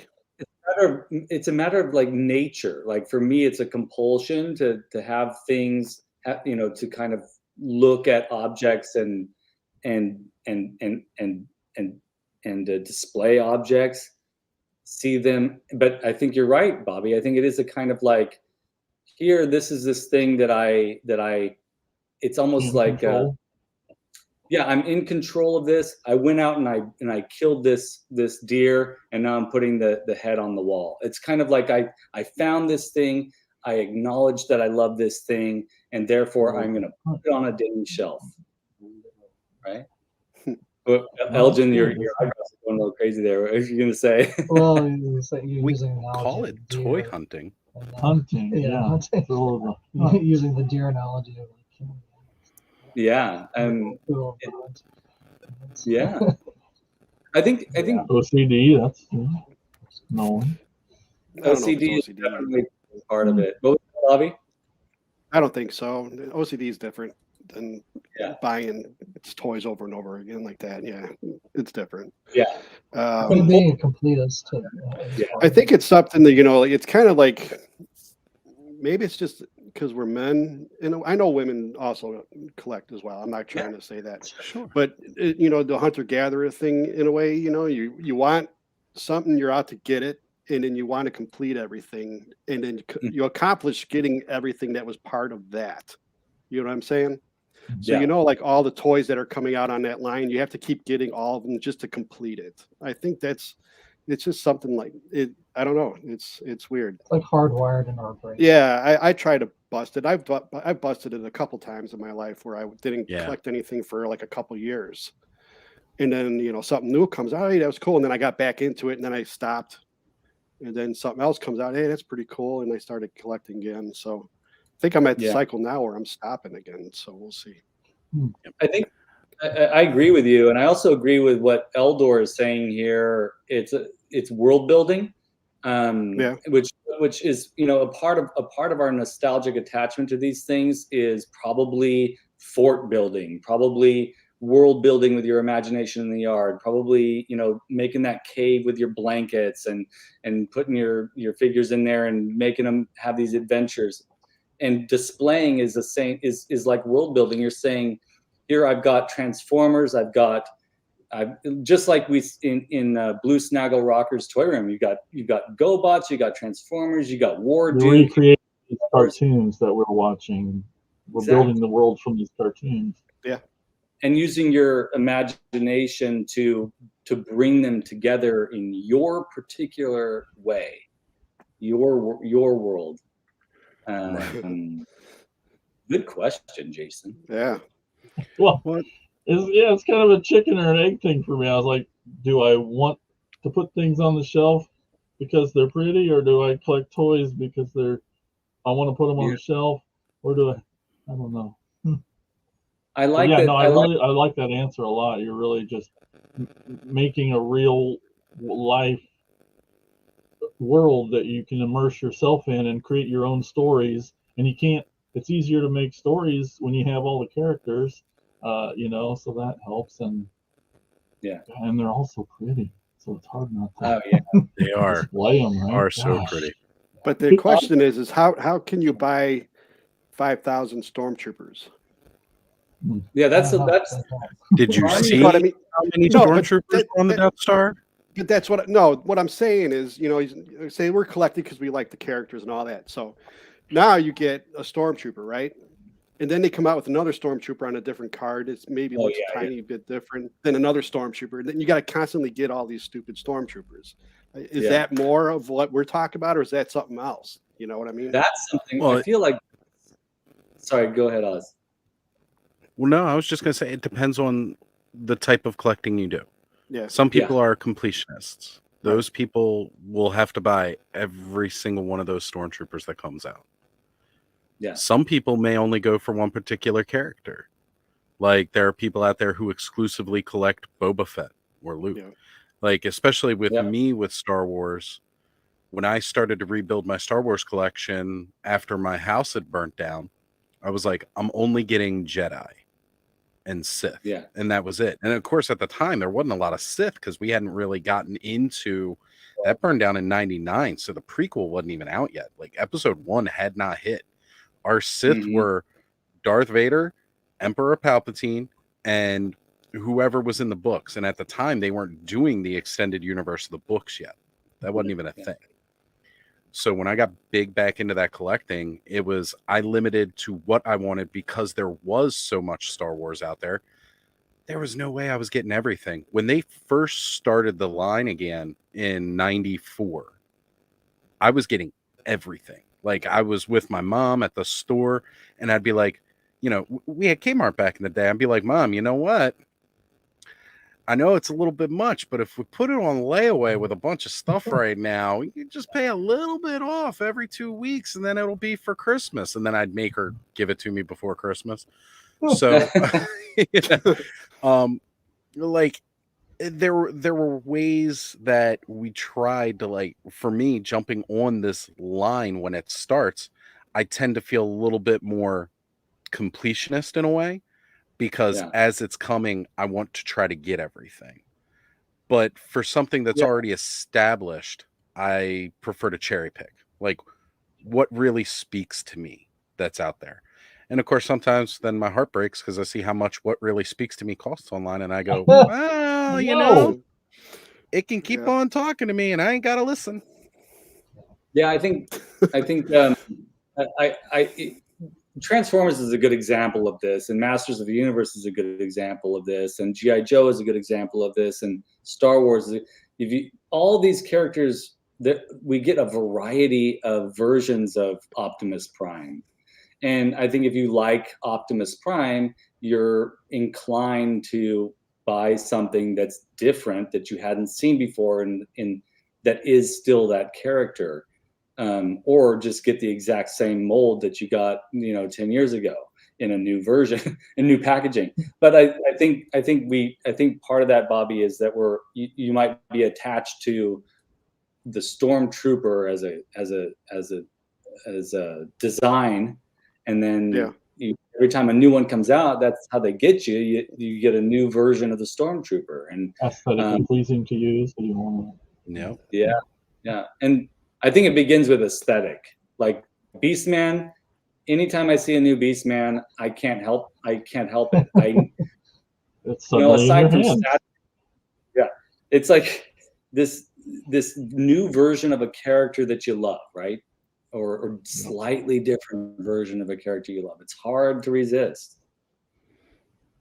I'm also starting to think that maybe there's like there's a tiny little element, whether we want to admit it or not, of competitiveness, whether with ourselves, with, like Oz was saying, like once a line starts, you play a little game of collecting them all and then you eventually talk yourself out of it, or with your fellow collectors. I know my brother does Transformers, so like he and I always seem to be like going after each other, like fun, competitive, and there's, I don't know, maybe there's something to that too, whether I want to admit it or not. But. Well, there definitely is, because there are collectors out there that buy stuff or they try to, and I've talked about it with Ken on Toy Connections as well on TKO, where he's had experiences too, where people will have a piece in their collection that's like ultra rare, super hard to come by, very expensive, and then they just show it off to throw it in your face like, well, I have this, I have it, and you don't. And, there are more competitive collectors like that. But see, when it comes to somebody who collects like me, I'm like, yeah, that's cool. I'm glad you have it. And I'm proud to see it in your collection. It's just not for me. I don't need to have that. If I wanted it, I would have found a way to get it, kind of thing. And some things are just out of my reach, like we all talked earlier this year about Eternia, and I was all in on it. I was going to get it, and things just didn't work out that way. I had to pass on it. People got it. That's fantastic. I think that's great, and I'm happy they do. I'm not too upset. I don't have that competitiveness when it comes to the collection. I don't need to be the first to get something in. I don't need to have something that other people don't have. And when I find out that some people don't have something, I definitely try to do my best to make sure that they can get that. Like, I will help find a way to try and give people what that's they need for their collection. That's part of why this community is so great. And also that you remind me of something, Oz. I think our toy collections reflect us. And so if we're a competitive person and we like to show this thing that we got that you don't got and talk about it in that way, that's not the toy, it's the collector. And I feel like what's great about toy collecting is that if we can buy something, cool. If we can't afford to buy something, all this is a way of us sort of painting a portrait of ourselves. So maybe this goes back to Jason's question, is like, are we doing that? Is this an identity thing? And for people who struggle to be completists or have a competitive nature, perhaps it's an identity struggle thing, right? You know, like, I need to be the best that I can be and project that to the world, as opposed to having a mindset like Oz's or Bobby's, and probably from my impressions, Jason and Elgin, like, I'm going to get what I can get and proudly have it represent me, but this is not, I'm still just going to be me in this endeavor. Yeah. Not try to project something. Yeah, you can't collect things just to collect them. You got to be happy with it as well. You know, you can't just say, I got everything, you know, and you're not happy because you have everything. I'd rather have one thing that I love itself compared to having 1,000 things, you know. Doesn't matter. Yeah. And I don't, you know, I know a lot of people that collect things that'll be worried, like if another collector comes over and say, how come you don't have this and how come you don't have that type of thing? You know, you got to get that out of your head as well. I agree. Or don't invite those people to your house. Right. You know? But I think it's real quick. I think Broman makes a good point. You know, he makes his own stuff. He doesn't buy new toys. He makes his own toys out of the things that he finds, probably, and probably gets to thrift stores or wherever. And that's like so rad. Like that toy collection then paints a really cool portrait of Broman, right? It's about the toys. Yeah. And one of the things that I love most about his collection, it's 100% unique. Yeah. Nobody else out there has a collection like Broman's, and the fact that he shared it with us on the channel, we saw. I don't know if you guys have watched that episode or if you follow him on IG. He's like under Mr. Fontenot on IG. Yeah. He'll post pictures of what he makes, and it's this very post-apocalyptic Eternia type world with the figures he makes, and they are just amazing and grotesque in some ways, but it's because, like, again, Masters of the Universe was so oddball with its characters, and he takes that to a different extreme, and it's great because you see that he's put his passion and his effort into what he makes, and because of that, nobody else in this world will ever have a collection like his, because it's solely what he puts into it. And that's going to mean more to him than if any of us complete and get 100% of Origins and Masterverse and the CGI. Like, you could have all that collection. It's still not going to mean as much to him with what he's made. And that's incredible. That's the DIY ethos that we really admire and try to emphasize here on this channel for sure. Elgin, before I went off on that tangent, I interrupted you. What was it you were going to say a little while back there? Oh, I was just going to say that I just like playing with the toys themselves, like just you know, and not only just at the end of the day, just to play with them and just have them out, because I don't really keep anything in a box or anything with all the packaging. I just open it up and just to hold it and play with it and have my play with my son and just make new adventures of whatever our minds can think of, and really at the end of the day, it's just kind of sharing the love of play.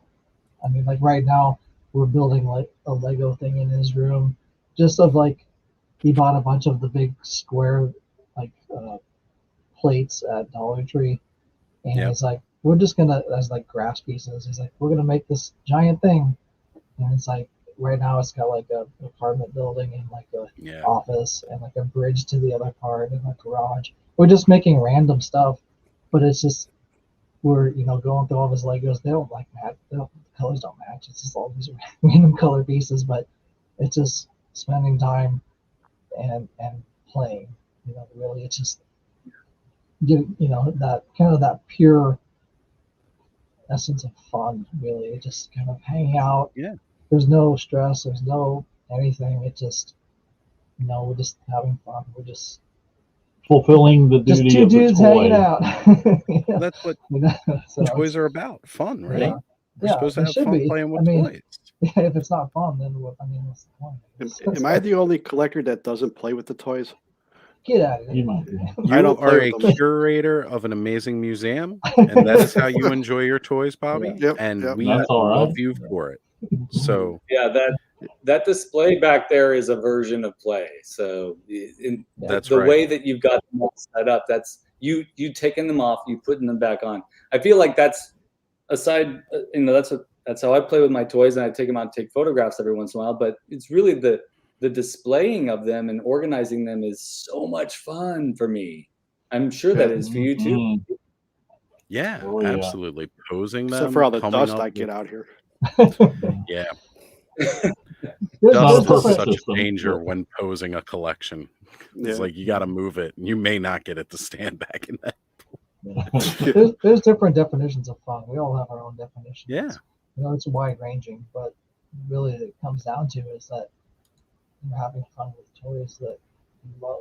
So it's However you do it. yeah, however it is. Like with all those old starting lineup figures I have, just to do a series of that, and I had my son come out, and I was like, we're going up to the baseball diamond. We're just gonna pose these hair, and It's then gonna get in the dirt. yeah, we're laying down on the ground, like digging them into the dirt and stuff. And we're like, okay, now we can. He's like putting dirt on too. He's like, yeah, they would look better if they had like dirt on them. I'm like, yeah, they do. And so Yeah. it's just just going on and having his input and making him feel seen and heard is really just huge for kids. Yeah. Play evolves with us, right? At least it should. Play changes over time, and it becomes something else. Yeah, for me it was like collecting Motu, and then it kind of moved to Ninja Turtles as I got older, and then it was like collecting baseball cards, and then once I got into music, like music became the play. Like it was like I gotta learn as much guitar as I can, or All wherever. those effects pedals. Yeah, and then getting effects pedals and going from acoustic guitar to electric to like expanding that. How's that change the sound and everything? It's just, and then it came back full circle again. Like you said, it's circular. It's cyclical. It's coming back to that original point of of Motu. It's just kind of looking back. It's like I've always collected something, whether it was Motu or Legos or Ninja Turtles or trading cards or whatever. There was always something that I was always fascinated by, and always each one of those is a different kind of fun, and that's all right. It's just it's something that looking back, it's like, oh yeah, I was always a collector. It just was looked at it in different ways. Yeah, that's what I think do, too. I collect a lot of CDs as well and records, so I got tons of that stuff. Yeah. I have not a a collection of digital guy. bones and skulls. Oh, Okay. Just Each throwing their it own. out there. Yeah. Well, I think everybody collects, right? Everyone collects in some way. However, and I believe that's all a kind of like identity thing. It's aesthetic and it's identity. It's love. I always think it's weird when I hear someone say that they don't collect or that they don't. That's not true, because there's something that even They like probably just don't even think of it as. yeah. It's just it's not. They're thinking of it in a different way, and they're saying, "No, I don't Right. do that." Right. I'm trying to find the comment earlier. Oz, who was? Oh, here we go. GK3. People that don't have hobbies of some sort, be it toys, art, etc., are absolutely boring individuals. Oh man. I want to comment on this GK, not to disagree, but to agree, but also add to. Like, I don't think those people exist. To be honest with you, I think people do have hobbies. They do things that are interesting to them. It's just that we may not identify with it in the same way that they do, just like they may not understand why we collect toys. And I've had to think about this a lot because, you know, I grew up in a family where many members of my family just love sports, and I was just not into sports. And I always felt like we live in different worlds, right? Because they like sport and I like movies. Like, we're different, but we're exactly the same. You like cars. Someone loves old cars, and someone loves Andy Warhol. It's exactly the same thing. So I don't disagree with you, GPK, GK3, GPK, Garbage Pail Kids, GK3. But I also think it's complicated, you know. And everybody collects cars, toys, bills, debt, etc. Yeah, for sure. Yeah, seems like there's like a stigma attached to collecting toys, just as an adult. There's that, as opposed to like, you know, oh, I bought another motorcycle or something like that. Like, yeah, right. I mean, the amount of money for that was greatly, you know, larger than this toy that I just bought. But it's like you said, it's collecting all the same. I think that people don't view it as that possibly. It's just everyone has their own thing that they're into, hobbies or whatnot. So. Yeah, exactly. I mean, that's true. The library that I work in has a Starbucks, and which is super weird. Like, to me, that's weird because it's a library. So it's so weird. It is bougie, and it's like a podunk university. I know, right? The library, Starbucks. I don't know about you guys and your libraries. My libraries don't allow drinks or food.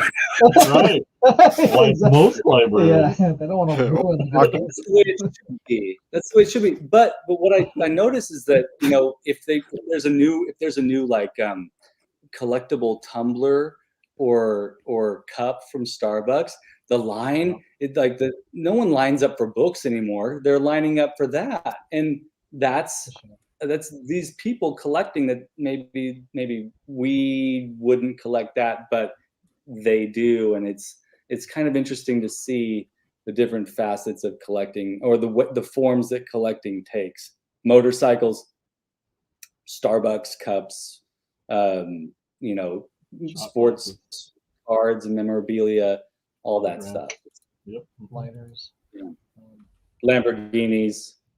Pez. See my deep tall my Lamborghinis. Yeah, right. That's what's going to happen next. He's going to swap out the dioramas in his garage for Lamborghinis.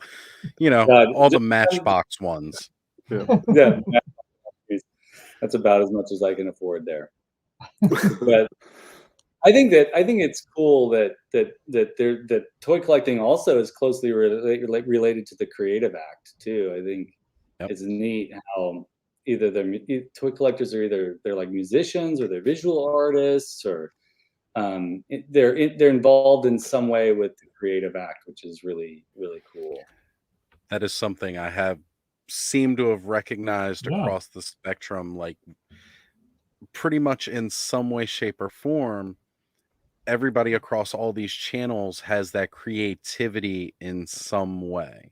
Neat, right? Mm-hmm. You know, and well, like even when you look at like pretty much almost everybody we've had as a guest on this channel has a passion in art and toys in some fashion. And even people who haven't been on this show, when I go watch other channels and stuff like that, or I talk again, I've been talking with Ken from Toy Connections a lot lately, and his passion and creativeness of he creates a lot of history documentaries on his channel. And it's really fun to watch. If you guys are familiar with a very famous person who does documentaries like Ken Burns, well, I brought that up. I get that sense of watching a Ken Burns documentary when I see Ken's, and he was like, "You know who Ken Burns is?" It's like, yeah, actually. So, you know, it's just one of those fun things. Like, and you know, talked to Dole and from Toy Anxiety and Gotham City Night, and you know, the things that he does for work, it's all very creative. And even Mega J, he's a graphic designer, and it's everybody I talk to in their own way, shape, or form is really, really into creating something. And I think that's great because it kind of shows like we're all very similar, like as different as we are, like just that similarity that we all have. Yeah, for sure. Alpha Inflict is talking about how he makes resin casts along with photo dots and diorama. Cats. I know he corrected himself later on. Resin cats is cool too, man. Like, of course, that's rad. I want some resin cats. I know. Start a new business. I want my He-Man to ride in on a resin cat. Heck yeah. Like those black metal cats. Did you ever see those? Yes. Yes. Or the bronze battle cat. Yeah. So how do you guys see your relationship to toys changing in the next few years, if at all? I'm throwing it all out. Come on, Tommy. They belong in a museum. You just box up and send it to me. I'll take care of it. Yeah, I'll box them up and send them out to everybody. I'm not gonna lie, like I think it would be great if somehow we all managed as a community to make some kind of toy museum. I know we've joked and talked about it, but you know, I've actually thought about it since we've joked about it, and it's like, as a community, how neat would it be if we were to somehow find a way to fund a toy museum and just have it filled with a lot of this craziness? Like, you know, you'd have the Transformers exhibit or the G.I. Joe, or like, you know, of course, like any of the big three from the 80s, you know, getting into the 90s with some of the other stuff, like, you know, when the mutants took over between TMNT and Street Sharks and Biker Mice from Mars and all that stuff. Like, you know, but just seeing this evolution, because they are works of art in their own way, like straight down to the packaging and everything else that goes into it. I mean, they were hiring artists, professional sculptors that just couldn't get work to design these toys. Yeah, and that's still how it goes today. Look at the Four Horsemen. You know, like these people can design and sculpt fine art, but they choose to put that into toys and create these beautiful works of art. Yeah. So like it would be great to just have, you know, we've got art museums, we've got history museums, natural history museums. We need a toy museum, and our generation is the one that needs to do it. I feel like there's some toy stores we've been to on tour that the prices are so high that basically it's just a toy museum. They don't want because you know nobody's buying it. Yeah, I got one out here in Phoenix. That's expensive stuff there, and it's just like they'll never sell it. It's just there to look at, you know. Right. Yeah. We even have a local guy here that has his own toy museum. Oh, I heard that episode. You guys talked about him. Yeah. It's the room full of toys. Well, there isn't 6 months to go by where the four of us, because we all live in the same area, we're just like, guys, let's just buy it. And let's put all our toys in one building. Let's just put all our toys in one room. Let's just do it. Yeah, right. Throw out the furniture. Let's throw all the toys in there and go to town. Yeah. Well, I think I mean, if you're a band like you guys, let's say you have to rent a practice space or something, you know, it's an opportunity for you to turn that into a kind of, you know, museum when you're not practicing. GK3 wants to know if that's the classic Snake Mountain behind Bobby or the vintage Snake Mountain. It's all vintage. Everything's vintage. Yeah. Vintage. Obviously. Yeah, I don't have a lot of classic stuff, but that Snake Mountain's huge too. But yeah, that's the vintage one. Yeah. There. It's the Castle Grayskull, Snake Mountain, and Fright Zone. Yeah. So tiny. There you go. I didn't realize just how big the Super 7 Classics Snake Mountain is. It's huge. Huge. Yeah, I've seen a couple up close. They're pretty big. Yeah, pretty enormous. Really, really cool thing. Oh, and GK3 wants to know where your slime pit is. It's right up there. It's on the other side. Sorry. I could break it down for you if you want to see Toy it. room tour. There we go. Mini toy room tour while we're going over some things here. While Bobby's doing that, we've got some other questions here. GK3 was asking about a brief synopsis of the Four Horsemen. So you can definitely go check out Legion's class on my channel if you want an in-depth story. But the breakdown of it is the Four Horsemen used to be sculptors that worked for Todd McFarlane, like back in the 90s, helped him get the Spawn toys out. They've always dealt very high detail sculpting when it came to the toys and the look of them. And over the years, they've made it better with adding more and more articulation, so they're less statuesque. 2003 Masters of the Universe, that entire toy line was sculpted by the Four Horsemen. Then they went in and they were doing all the original sculpting for classics up until Super 7 took over. And now they do Mythic Legions and Cosmic Legions, as well as they still freelance and do some stuff every now and again. They did some stuff for McFarlane recently with DC too. Yeah, they do all kinds of stuff too, like set design too for Broadway and stuff. I mean, that's really interesting. One of their pieces is coming down here to the Smithsonian, actually. That's amazing. Yeah, it's cool stuff. What did the whole bootleg? Oh yeah, totally. Yeah, for sure. There's lots of great. Do you guys collect DIY toys or custom toys or bootleg toys? Not or really. or mainly mostly mainline for me because there's just already so much to keep up with that. Yeah, it's a lot to keep up. In. Yeah, most of my stuff is multi-related. Although I keep if I can get them, like I have been getting to Remco stuff, and if I can find a good price, I'll probably pick up. If it's 5.5 inch, and it looks like a He-Man, I'll probably pick it up.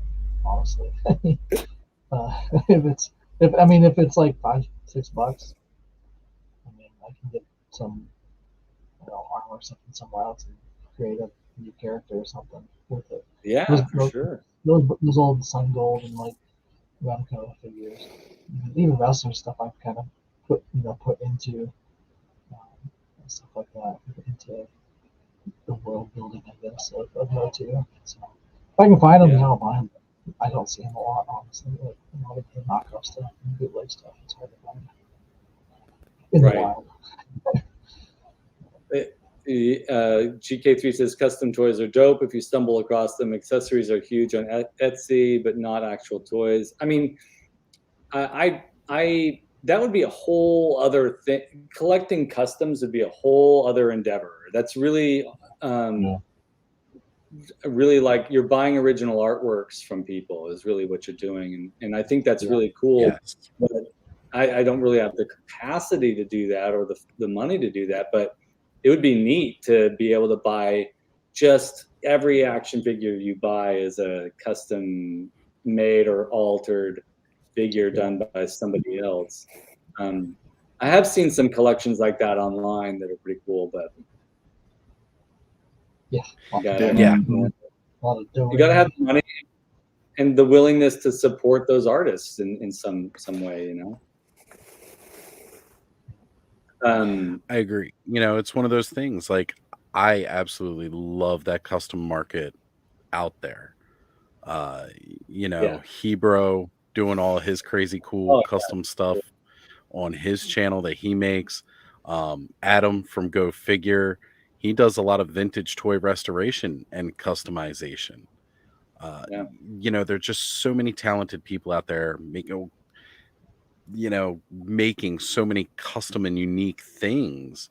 And 3D printers has really brought that home and given a lot of people a way of making what they've wanted come to life and be able to share it with others too. Like, yeah, some of those pieces may be a little on the pricey side, but that took somebody hours of work to do and set up. So, I mean, it's fully worth it. Unfortunately, not all the time do I have the money for it, but I absolutely love the custom toy market. I think it's fantastic out there. Yeah. Support the arts, folks. We used, in our previous place, we lived underneath a guy who had a 3D printer in this apartment building we lived in. It was an old building too. And he would run his 3D printer at like 3 o'clock in the morning. All night long. And he would show me the next day the things he was making. I was like, oh, you spent all night making that, huh? In my mind, you know. But it's cool what we can do with those things now. I mean, who knew that people could be making their own toys, their own plastic toys in their homes, you know? It's crazy. That's cool. Yeah, it is. Working on it. You get one? So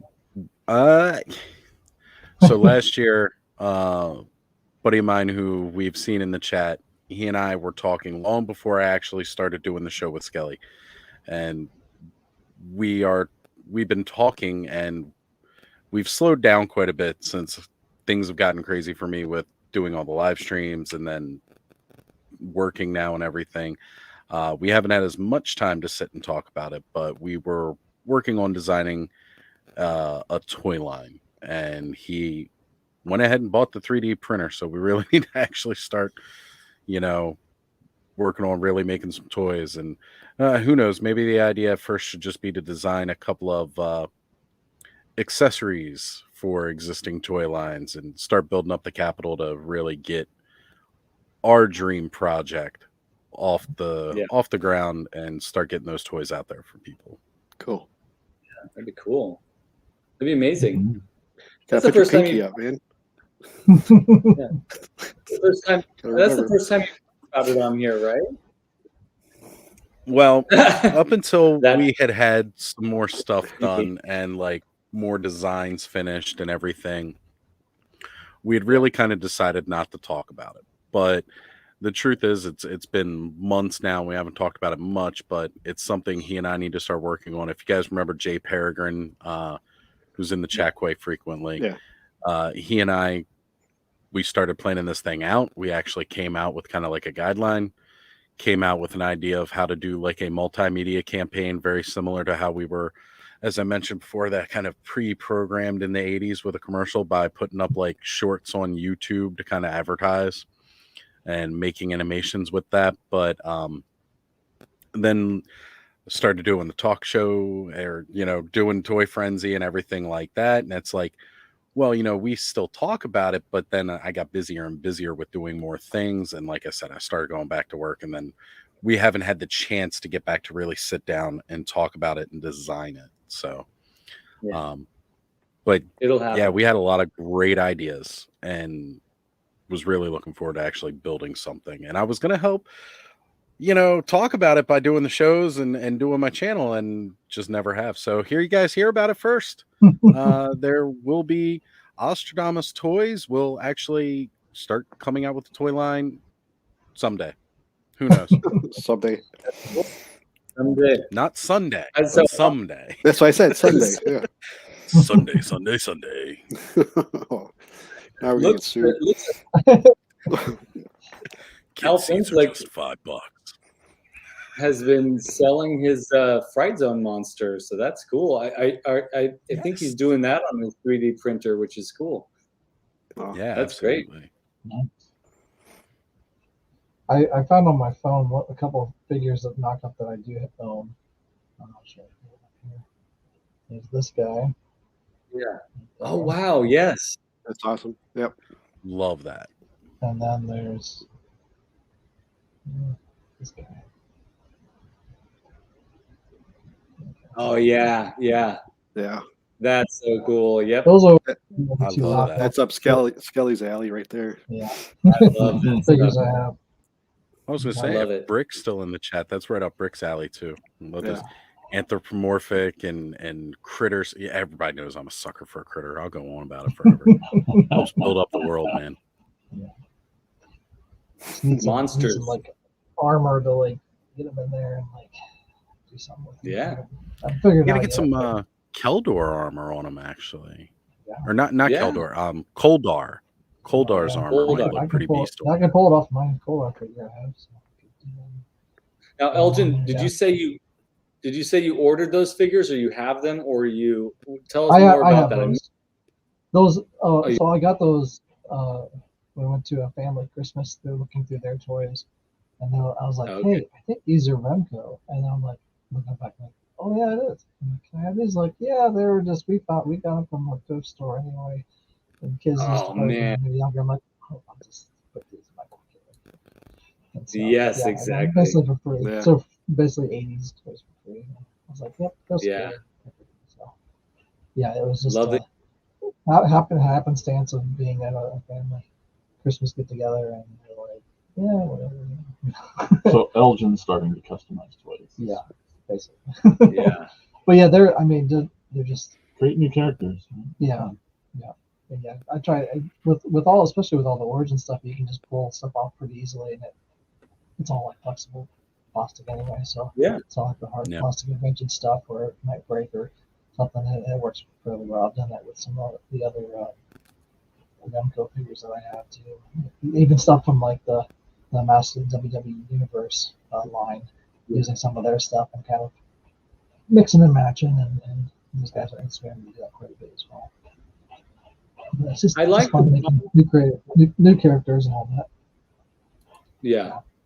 I love the pop and swap concept. I wish more toy companies would do that with their figures. And so you could get, combine all kinds of different IPs too, instead of just trying to stick with one IP and pop and swap with that, mixing stuff together. And that's why Mythic Legions is so popular with Masters of the Universe fans, because we're creative by nature, like almost, it's almost like part of the prerequisite to want to like make things. And so Mythic Legions is sort of playing off of that. They're like, they love to play with their toys and make customs. So yeah, Oz is deep in Mythic Legions now. Yeah. Yeah, so that's so cool. Simple pop and swap, a whole different thing. And I love it. Like, Mythic speaks to me. The Four Horsemen just know what I like. They got me with, the 2003 Mike Young 2000X line, and didn't even realize back in the 90s with their Spawn and everything like that, working with Todd, like, they've had a hold of me and I just didn't know it until. So we had a question from GK3. Does Bobby buy the Origins versions of unproduced Motu toys, or vintage, or nothing? People want to know. That's a good question. Yeah, I do get I rather get those than other characters I already had. So like Koldar, yes. Yeah. Koldar I was really excited to get, especially because he's from Filmation as well. Right. I wish they would make more Filmation characters. I'm a big Filmation fan, and I like having characters that were never produced as toys. So yes, I do get those. Like Frogmonger, I got that as well. Yeah, I like that stuff. Yeah. Yeah, I don't get that excited like for a Spike or Cyclone, because I have all the originals. So if people that don't have them are excited, that's great. But I rather get like characters that I've never seen or had before. So that's the one thing I wish that Mattel Creations would do kind of more, is just, they're already basically a custom shop place. So just characters we've never seen in the origin mold. It's like Yep. just do that. Like, Yeah, because you know, I would much rather have have like you said, new characters, things you've never seen. And And I think that's the way I'm going to start going. I don't think I'm going to get everything anymore. I think I'm just going to get characters I don't have. So that's the way I think I'm going to start doing it. It's a good call. You know, again, you got to revise your collection in some ways. So now I got to get rid of all this other shit I just bought. So yeah, just send it to me. That's right. all right, I'll do that. Network, charge. get it out to people who need it. Yep, Let's put it on my tab. sure. We're starting tabs now. This sounds dangerous. I know, right? I'm the one. Yeah, right. Everybody's gonna be owing me everything. So Jason, if you had to, do you collect other lines? I mean, I know that you have dabbled because I listen to the podcast, but I know you are dedicated to Transformers, but go for it. Oh, definitely all in on Transformers, but I do have fun. I do Cobra Commanders, so every time I see Cobra Commander, just because he's the coolest and he's voiced by my Starscream guy, you know. So there's a connection. So, and he's just awesome. And then I also have a Skeletor collection too, because he's just the badass one. Sorry, swear jar. But so yeah, I definitely get those every time I see them. Oh, okay. Thank goodness. And I had a speech. Yes. So I definitely, every time I see a Cobra Commander or a Skeletor, I'll pick up one of those. But it's getting bad. Transformer, I can't stop. You asked earlier, what's the future look like? And I just was thinking, I'm like, if my involvement and love and everything to do with toys and collecting was on a graph, it's just going, oh my god, there's no end in sight. I don't know what's going to happen. It's just like, how can I keep getting more and more toys? I don't know. I'm in trouble. That's what I'm saying. But I love it more and more every day. It's just, I know, right? Space danger. It's the biggest enemy, even more so than money. It's a real thing. And Transformers, there's a lot of stuff out there for Transformers. There is. Never stop. Haven't stopped. There's a new line every 2 years. It's just there's 3 lines at a time within that line. It doesn't stop. There's so many, and that's been hard. I'm trying to do what you're saying. In my head, I'm like, okay, there's a new movie coming out. I'm not gonna get the movie toys. That's easy to do, right? I can pick a line and say no. And until they show me a new toy that comes up that's really cool, and I'm like, crap, I really want him. Right. Now I'm in this line. Do I have to get more in this line now? I don't know. Crap. Yeah. So, I get that. Did you see that new Cheetor? Yeah, it looks cool. Yeah. Man, I love the old one and the new one. I'm just like, okay, so he looks more robotic, but yet I still want him. I love the whole idea of the spear thing, and I don't even collect Transformers. Stop it. Stop it, Hasbro. They're more than meets the eye. They really Believe me, I would love to, but it's that, you know, budget-wise, it's like, no, I got to kind of, it's bad enough I'm dipping out into Legions so much right now. Yeah, you got yourself into that one. Yeah, that was a mistake. Stupid headless horseman. I can't, you know, I've been collecting my whole life, and like I've never noticed prices going up. But this last 5 years or so, like it's like obvious, right? Yeah.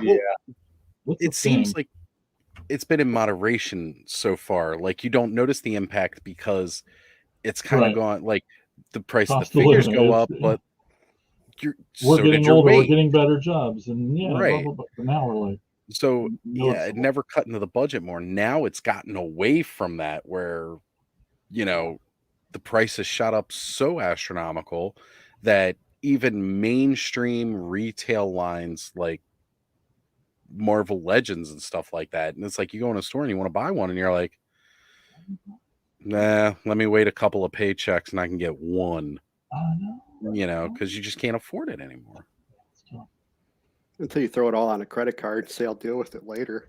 But it just keeps going. It Right. just, in the next toy. You get that other credit card to pay off the other credit card, and then to stay ahead of it. We were just talking before the show started. We watched a toy that he really wants to get. We watched it start at this price, and it's still on the shelf, and it won't go on clearance. But it's actually, they raised the price. It's not the same price it was. It's $2 more now. It's still the same toy it was a month ago. Still on the same shelf, with the same dust on it. But now it's $2 more. Yeah, How does this G.I. Joe classified Gator Boy. Crockmaster. You want that toy alligator? I want the gator. Yeah. I was gonna say I have wanted him. I loved him as a kid with G.I. Joe because he came with Fiona. Yeah. And now that's only increased. Oh. Yeah. Like it was originally 42, and then I'm like, I'll play the long game on this. I'll wait till it's clearance. It's definitely gonna clearance. Nope. And then next time, now it's 44. I was like, what? How's it happen? Around me, it's 52. Going the wrong way. Oh no. Oh, you know what? I saw it's only been at Walmart. I saw it show up at Target the other day. Well, then maybe it will go down. Maybe it will go down. Yeah. Yeah. And then I just saw the snake eyes and the little wolf guy, Wolfie. Yeah, Timber. It just came out. Just came out. I know all the names apparently. Just came out, and it was like on the clearance already for like $31. I'm like, did this just come out? What gets my goat is clearance prices that are like $2 or $3 less than what they were before. What is You're fooling anybody? I'm like, that is not clearance. Sometimes it's still the same price. I'm like, how is that even clearance? That's just a sale. It's not clearance. No, yes. You know what's funny? You talk about that clearance price and talk about like when it's only like $1 or $2 difference. So as we all know, I've talked about my love of working at Walmart back when I used to. It was back when they first started the vintage collection and they were just starting to do those retro cards. We had a crap ton of Bosk on the shelf, and they sat there for ages, and they were $14.97. And they moved them to an end cap and put the yellow clearance sticker on it, and they were $14.97, and people bought them up. Had nothing to do with the price; it had to do with the sticker. That's it. It's triggered marketing. That's right. That's right. Well, so now that we know, now that we know why toys, I think we probably all feel good about ourselves in some way, don't we? Yeah. Bobby instantly laughed. Instantly. I was like, I totally feel great about this. My favorite thing about doing Toy Frenzy with Oz and Bobby is when Bobby goes. Yeah. He starts to hide. But to be serious, yes, absolutely, because I got 3 new friends here that I can relate to from small town Iowa guy. And now I got 3 new friends that are right there with me, except Bobby maybe a little bit. But most of Bobby's diving under the desk. Yeah. And I have a friend who's going to send me all his vintage toys. Yeah, see, so it's great. So why toys? Because. Yeah, that's right. Because, absolutely. Because. That's the answer. Yeah. You feel better, Skelly. Yeah. We need to know. I feel Bobby's getting red. Yeah, he's drunk. It's okay. Sober up. Come on. That's a Snake Mountain After Dark. That's where he does the drinking. That's not on Toy Friends. It's after show. It's either that or he's tearing up because this is an emotional episode, and it is. Yeah. It has been pretty deep. What happens when you sit on a sneeze for 2 hours? Like it's eating him alive from the inside. Sorry, you guys don't even know. Bobby, we love you. I'm sweating. Lots of love. What happened to you, Bobby? What's going on over there? It's emotional. Why toys? Yeah. I'm just stoked to talk to you guys because I've been listening to your podcast for a while, and I'm also, it's also refreshing or reassuring to hear how, you know, if that those of us in this group, we think about toys, but we're also thinking about it critically, not just like, I love it and I'm going to get everything. It's like, well, we're kind of taking it a little bit seriously because we're collectors of this thing that we love. And also, I love how Bobby always has, he figures out what kind of limits he wants to set for himself, and he actually does a good job of doing that. And good example. Really, he's a great example, and I'm really trying to sort of do the same thing successfully. Yeah. No, I'm stoked. Why toys? Because, right? It makes a lot of sense for us, at least. And if anybody out there is watching this and you're like, these people are crazy, just remember that there's things that you're interested in. You're interested in stuff too, you know. We might be a little crazy.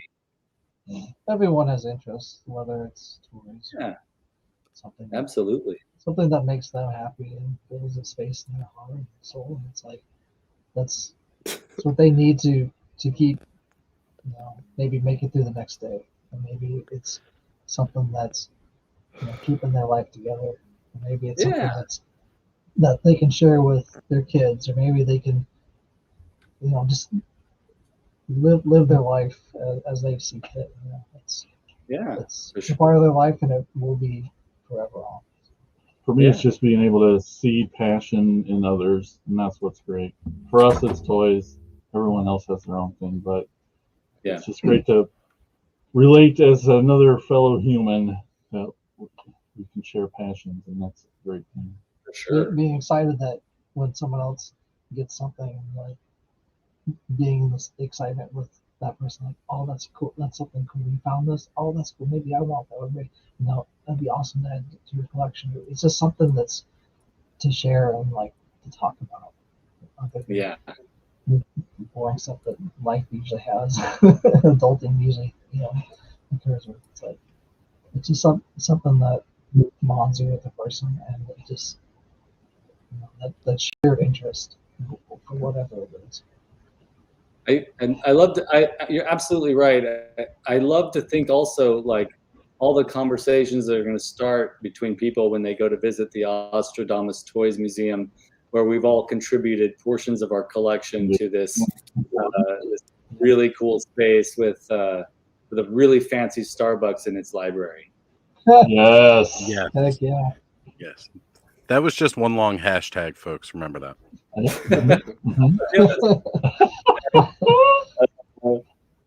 My famous hashtags. Is anybody still reading these? I don't know if you guys ever read my hashtags, but like the first 5 are like kind of serious, and then after that, I just start putting random crap in there. There's another guy that does that on Instagram. I responded to him as like hashtag yes, I read all these, and he's like, I didn't think anybody read them. I'm like, the best part is, I realize nobody's reading them because like halfway down, I'll put a hashtag if you're still reading this comment. Hashtags are fun, man. Yeah. I agree. Cracktastic are rock and rollers. And rockers making us cooler. Absolutely. We love rock and roll. We love punk here in the Toy Frenzy. We love people who do what they feel like they should be doing and enjoy it, find a way to enjoy it. We are all crazy. So what's your guys' favorite punk band? You guys that's favorite punk band? That's Avril the question I've been Lavigne. wanting to ask. Is Nickelback punk? Did you guys not hear that? I said Avril Lavigne. Yeah. No. For me, when I was in college, I got huge into the Clash. There's another guy that I played guitar with there, and we just was like deep diving into that. Really, for me, it always comes back to the Ramones. It's always just something that's, and I really feel that with, like, I always feel that with actually Murray, is that, you know, if we can even get anywhere close to like the conciseness and humor and just the energy of the Ramones. I mean, you can't go wrong from that. It's like it's just so, it's like, you know, the perfect example of like, you know, It's perfection. 2 minute. Yeah, one I love 2 the minute Ramones. pop, Ramones are they're everything really to pop me. songs, but just the energy of it is just you know, an I don't care attitude, but funny and still interesting. It's just, to me, it's all that's always what I try to strive for if I'm writing like punk songs or something. Yeah, Like, I was fortunate to see them 4 times live. So Yeah. I love them. Yeah, they're a magical. They've got a magical formula. Yes. And it's just, it doesn't quit. No. How about you, Jason? Gosh, it's hard to beat that one. I too love the Ramones. I was gonna say, I can't go a month or two without listening to the Wipers. Okay. Wow, that's a deep is one. this real? Yeah. Yeah. That's some. I love that shit. All of it. Fast punk. I like Minor Threat. That shit's good too. well, Black Flag. Is always Black good, too. Flag, Yeah. absolutely. Yeah. And Henry Rollins, sign me up. Yeah. Triclops. Yeah, exactly. Masterverse. That's right. Yeah. Yeah. What about you guys? I mean, I'm always into garage rock as well. I mean, that's really just early punk rock to me. You know, like, Oh yeah, for sure. Yardbirds and stuff like, it's just very Nice. anything that's really like, you know, you do it in your garage. Really, it's just throwing stuff together and see what sticks, and just that, you know, the next gig maybe your last gig, but we don't care because we're having fun right now. So. Right. Yeah. No offense. Yeah. And you guys? What do you like? Oh man, Bobby, Oz. I mean, I'm always listening to the Misfits whenever I get a chance. Yeah. I love Rudimentary Peni. I love the Clash too. Love the Ramones. I love stuff. Screeching Weasel, right there. Yeah. Yeah, it's another great Chicago band. Yeah. But if you like the Ramones, you'll like Screeching Weasel. That's very true. That's very true. Yeah. I love Screeching Weasel. And I like you know, bands that have the punk ethos, that are adventure into experimental territory a little bit. Like I love early Sonic Youth. I love oh man, Albans too. So, and I think that they fit into that category because they do whatever the heck they want to do. But yeah, I mean, we know that the three of us know this conversation could go on and on. Bobby, well, we're gonna have that punk rock episode someday, right? Oh, it's supposed to be happening. Yeah. Valentine's Day and the month of February is up ahead. So what about a love for all things punk rock? There you go. Well, also, you know, we've got, I mean, Super 7's been coming out with all kinds of punk, you know, reaction videos and stuff, which is super. Yeah, they have. I mean, super weird, but also super cool. Yeah. We have all that stuff we can talk about. Elf Inflict, he likes Rudimentary Peni too. Yeah. Well, any of you guys big fans of Shane McGowan and Oh yeah. Shane McGowan and the Pogues? Yeah, for sure. Yeah. Freaking love listening to that man. Yeah. He is one ugly dude, but I love his voice. Yeah, the uglier the better. I know Jason and I are both fans of L7 as well. Oh yeah, L7's good. I used to practice. I used to warm up playing a couple of L7 songs, just because the beats are so simple. Yeah, good stuff. Great stuff. Yeah, I'm more like the old style punk. I like a lot of the early stuff. You get like the Kinks. No. GBH. I'm a big fan of GBH. Yeah. Dead Kennedys is one of my favorites. Oh, as well. Yeah. Gotta love the Dead Kennedys. All that stuff back then. Yeah. I got so many bands I listen to, you know. Subhumans. I don't know if you guys like the Subhumans. Oh yeah. I've seen them live, GBH live as well. Casualties is like a Rancid. I'm a big fan of Rancid. Oh yeah. And stuff, but yeah, I could go on and on and on. Yeah. I want to admit that The Cramps. Oh Yes. yeah. Thank you. Oh, you gotta love Wanna- the cramps. I was gonna say, I want to admit that my first introduction to Rancid was actually from the TMNT movie. He's wearing the Rancid shirt. Oh yeah. Oh, And I was yeah. like, Huh? what is that? And then somebody mentioned it was a band. I was like, oh. So I went to go look. You know, it wasn't as easy as you know, going online like now to find them. You know, it's like I had to actually hunt. Yeah. Wow. That's awesome. Yeah. Well, that was Oh, fun. nice. Thank you for bringing that up, Bobby, because that's something I was thinking I'd love to talk to these guys about, and I'd almost forgotten. So I'm glad you brought that up. Yeah, I mean, since they got, you know, their punk and stuff, yeah, I could talk Yeah, about it since for we're hours. coming on tour out to the coast, that'll be great. Yeah. We'll get your bands to play with our band, and that'll be fun. I'll be a drum solo. There you go. Toy Frenzy will have to create a band. We'll have to, the three of us will have to get together and create a band Probably just to should. play with you. Yeah. All right, I'll play Oz, the you're gonna. kazoo. I was like, what? We're doing what? I got my Sing, guitar play the over kazoo. there. All right. There you go. I got a bass and a drum set, so I'm good. I've got a baritone guitar. Anybody? You guys know about Ooh, fun. Heck yeah. Adventures? I'll take Adventures, right? Yeah. Yeah. Tune B to B. if I can find a decently priced saxophone. I'll bring a saxophone into it. Yeah. Saxophone. Need a Miss playing my solo. Yeah. saxophone. Saxophone. Nice. Well, this is gonna be. This is like a super band. Yeah, right. Turn into some ska stuff. I was gonna say we went from punk straight into, you know, ska and Mighty Mighty Boss Tones now. Oh, I love Oh, the no. Boston. I love them too. I'm not gonna act like I don't.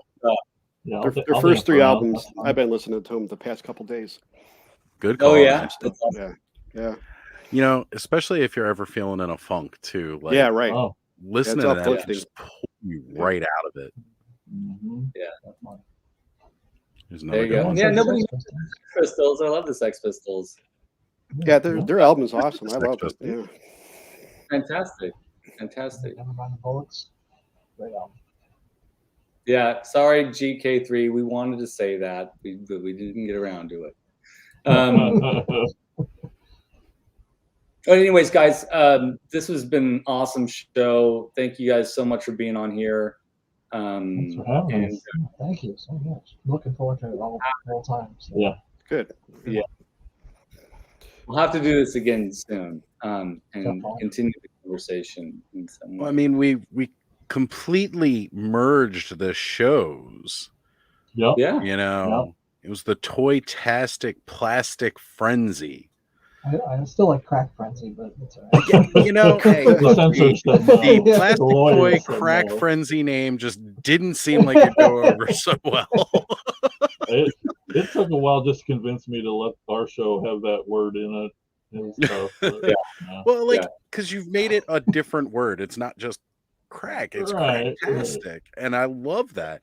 And I was thinking of a name for the, you know, like combining some way to combine the names. And that was the first thing that came up was Plastic Toy Crack Frenzy. And I was like, that'll never fly. I'll just say it 5 or 6 times throughout the show, though, because that'll be cool. I really wanted to call our patrons the crackheads, but I really I can't I promote wanted that that. too. Yeah. I came close to not calling mine Ozholes, but you know, I've called myself an Ozhole forever, so It's a terms of endearment. it really is. There you We get go. more Patreons if we're crackheads. Yeah. You know, just call them like Crack Spackle or something like that. Okay, that's good. That's better. Yeah, use it to fix your wall. Crack Spackle. It's not what you use it for. You use it to fill in a crack. But thank you for having us on your show. We really appreciate it. Right? We had a Crap. blast. Yeah, it was awesome. But, Thank you. I mean, seriously, thank you guys so much for being on here. And and Awesome. I'm just gonna do my quick spiel. Like, thanks to everybody in the chat for being here. You're all awesome. Yeah. Thanks to all of our patrons, Carol Geis, Brick Something, Gamer Bud or My Buddy's Customs, and Motu Origins Cork for me. And I know that you guys have patrons too.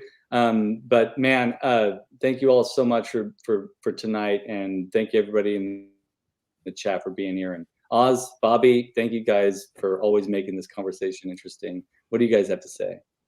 Sorry for getting all flustered. Emotional. Yeah. Got real hot on the collar. What was going on with Bobby over there? Itchy cream. That's what he needed. Yeah, I might use it on myself, right? Gotta use some. That's not allowed on YouTube, Bobby. Soothing, cooling relief. Yeah. It's just an itchy scalp. I'm good. Oh, I was on. I forgot. I was on. I did a voice for Man at Arms for the latest. That's right. Comics episode, Thief of Cool. Castle Grayskull, so you can check it out. Yeah, it's little small lines, but it was fun. It was really awesome hearing that. You were perfect as Man at Arms. It was great. Oh, I appreciate that. Thank you. Yeah. Looking forward to more of that, Bobby. Yeah, I told him. I said I'm available if he still wants to use me. So we'll see. Oh, man. But I had fun doing Yeah, it. It took me about 5 minutes, I think, to record the whole thing, and that was about it. Well, I mean, if it only took you 5 minutes, there was an authenticity there I would never thought I'd be struggling over this thing and trying to get it just right, but it felt like you were real, just like natural. Thank you. Yeah. Well, thanks. Yeah. Appreciate it. And of course, if you guys want to check out Power of Eternia podcast as well, we're still having our third episode airing. Yeah. That's great Monday. stuff. Yep. Yeah, can't wait. Oz, how about you? Well, I mean, you guys know the deal. Catch me on Saturday nights for Ostradamus Toys Live, here every Thursday, and once a month on the Power of Eternia podcast, as well as coming up soon. You can catch me again over on Toy Connections. We're going to be doing another special episode of TKO. That's going to be a lot of fun. And guys, thank you for just being here every single week, because honestly, without you guys, I'd just be sitting here talking to myself about toys. So, it's really great seeing you all week after week. Everybody always showing up. Thank you guys for being here. It's absolutely amazing that anybody listens to us ramble about toys for, 2.5 hours on a Thursday night. So, guys, it means the world to us. And yeah, it does. And huge thanks again to Jason and Elgin from CRACKTASTIC Plastic Podcast. You guys showing up tonight, it ruled. This conversation ruled. We answered a lot of epic questions tonight, and we really appreciate you being here. Couldn't have done it without you guys. Thanks. We love talking toys. Yep. It's been a lot of fun. Yeah, thanks for having us, guys. Really appreciate it. Awesome. Absolutely. It was an honor. So Oz, do you have the end credits ready to go? Yeah, buddy, ready to roll them. All right, everybody. Take care and see you all.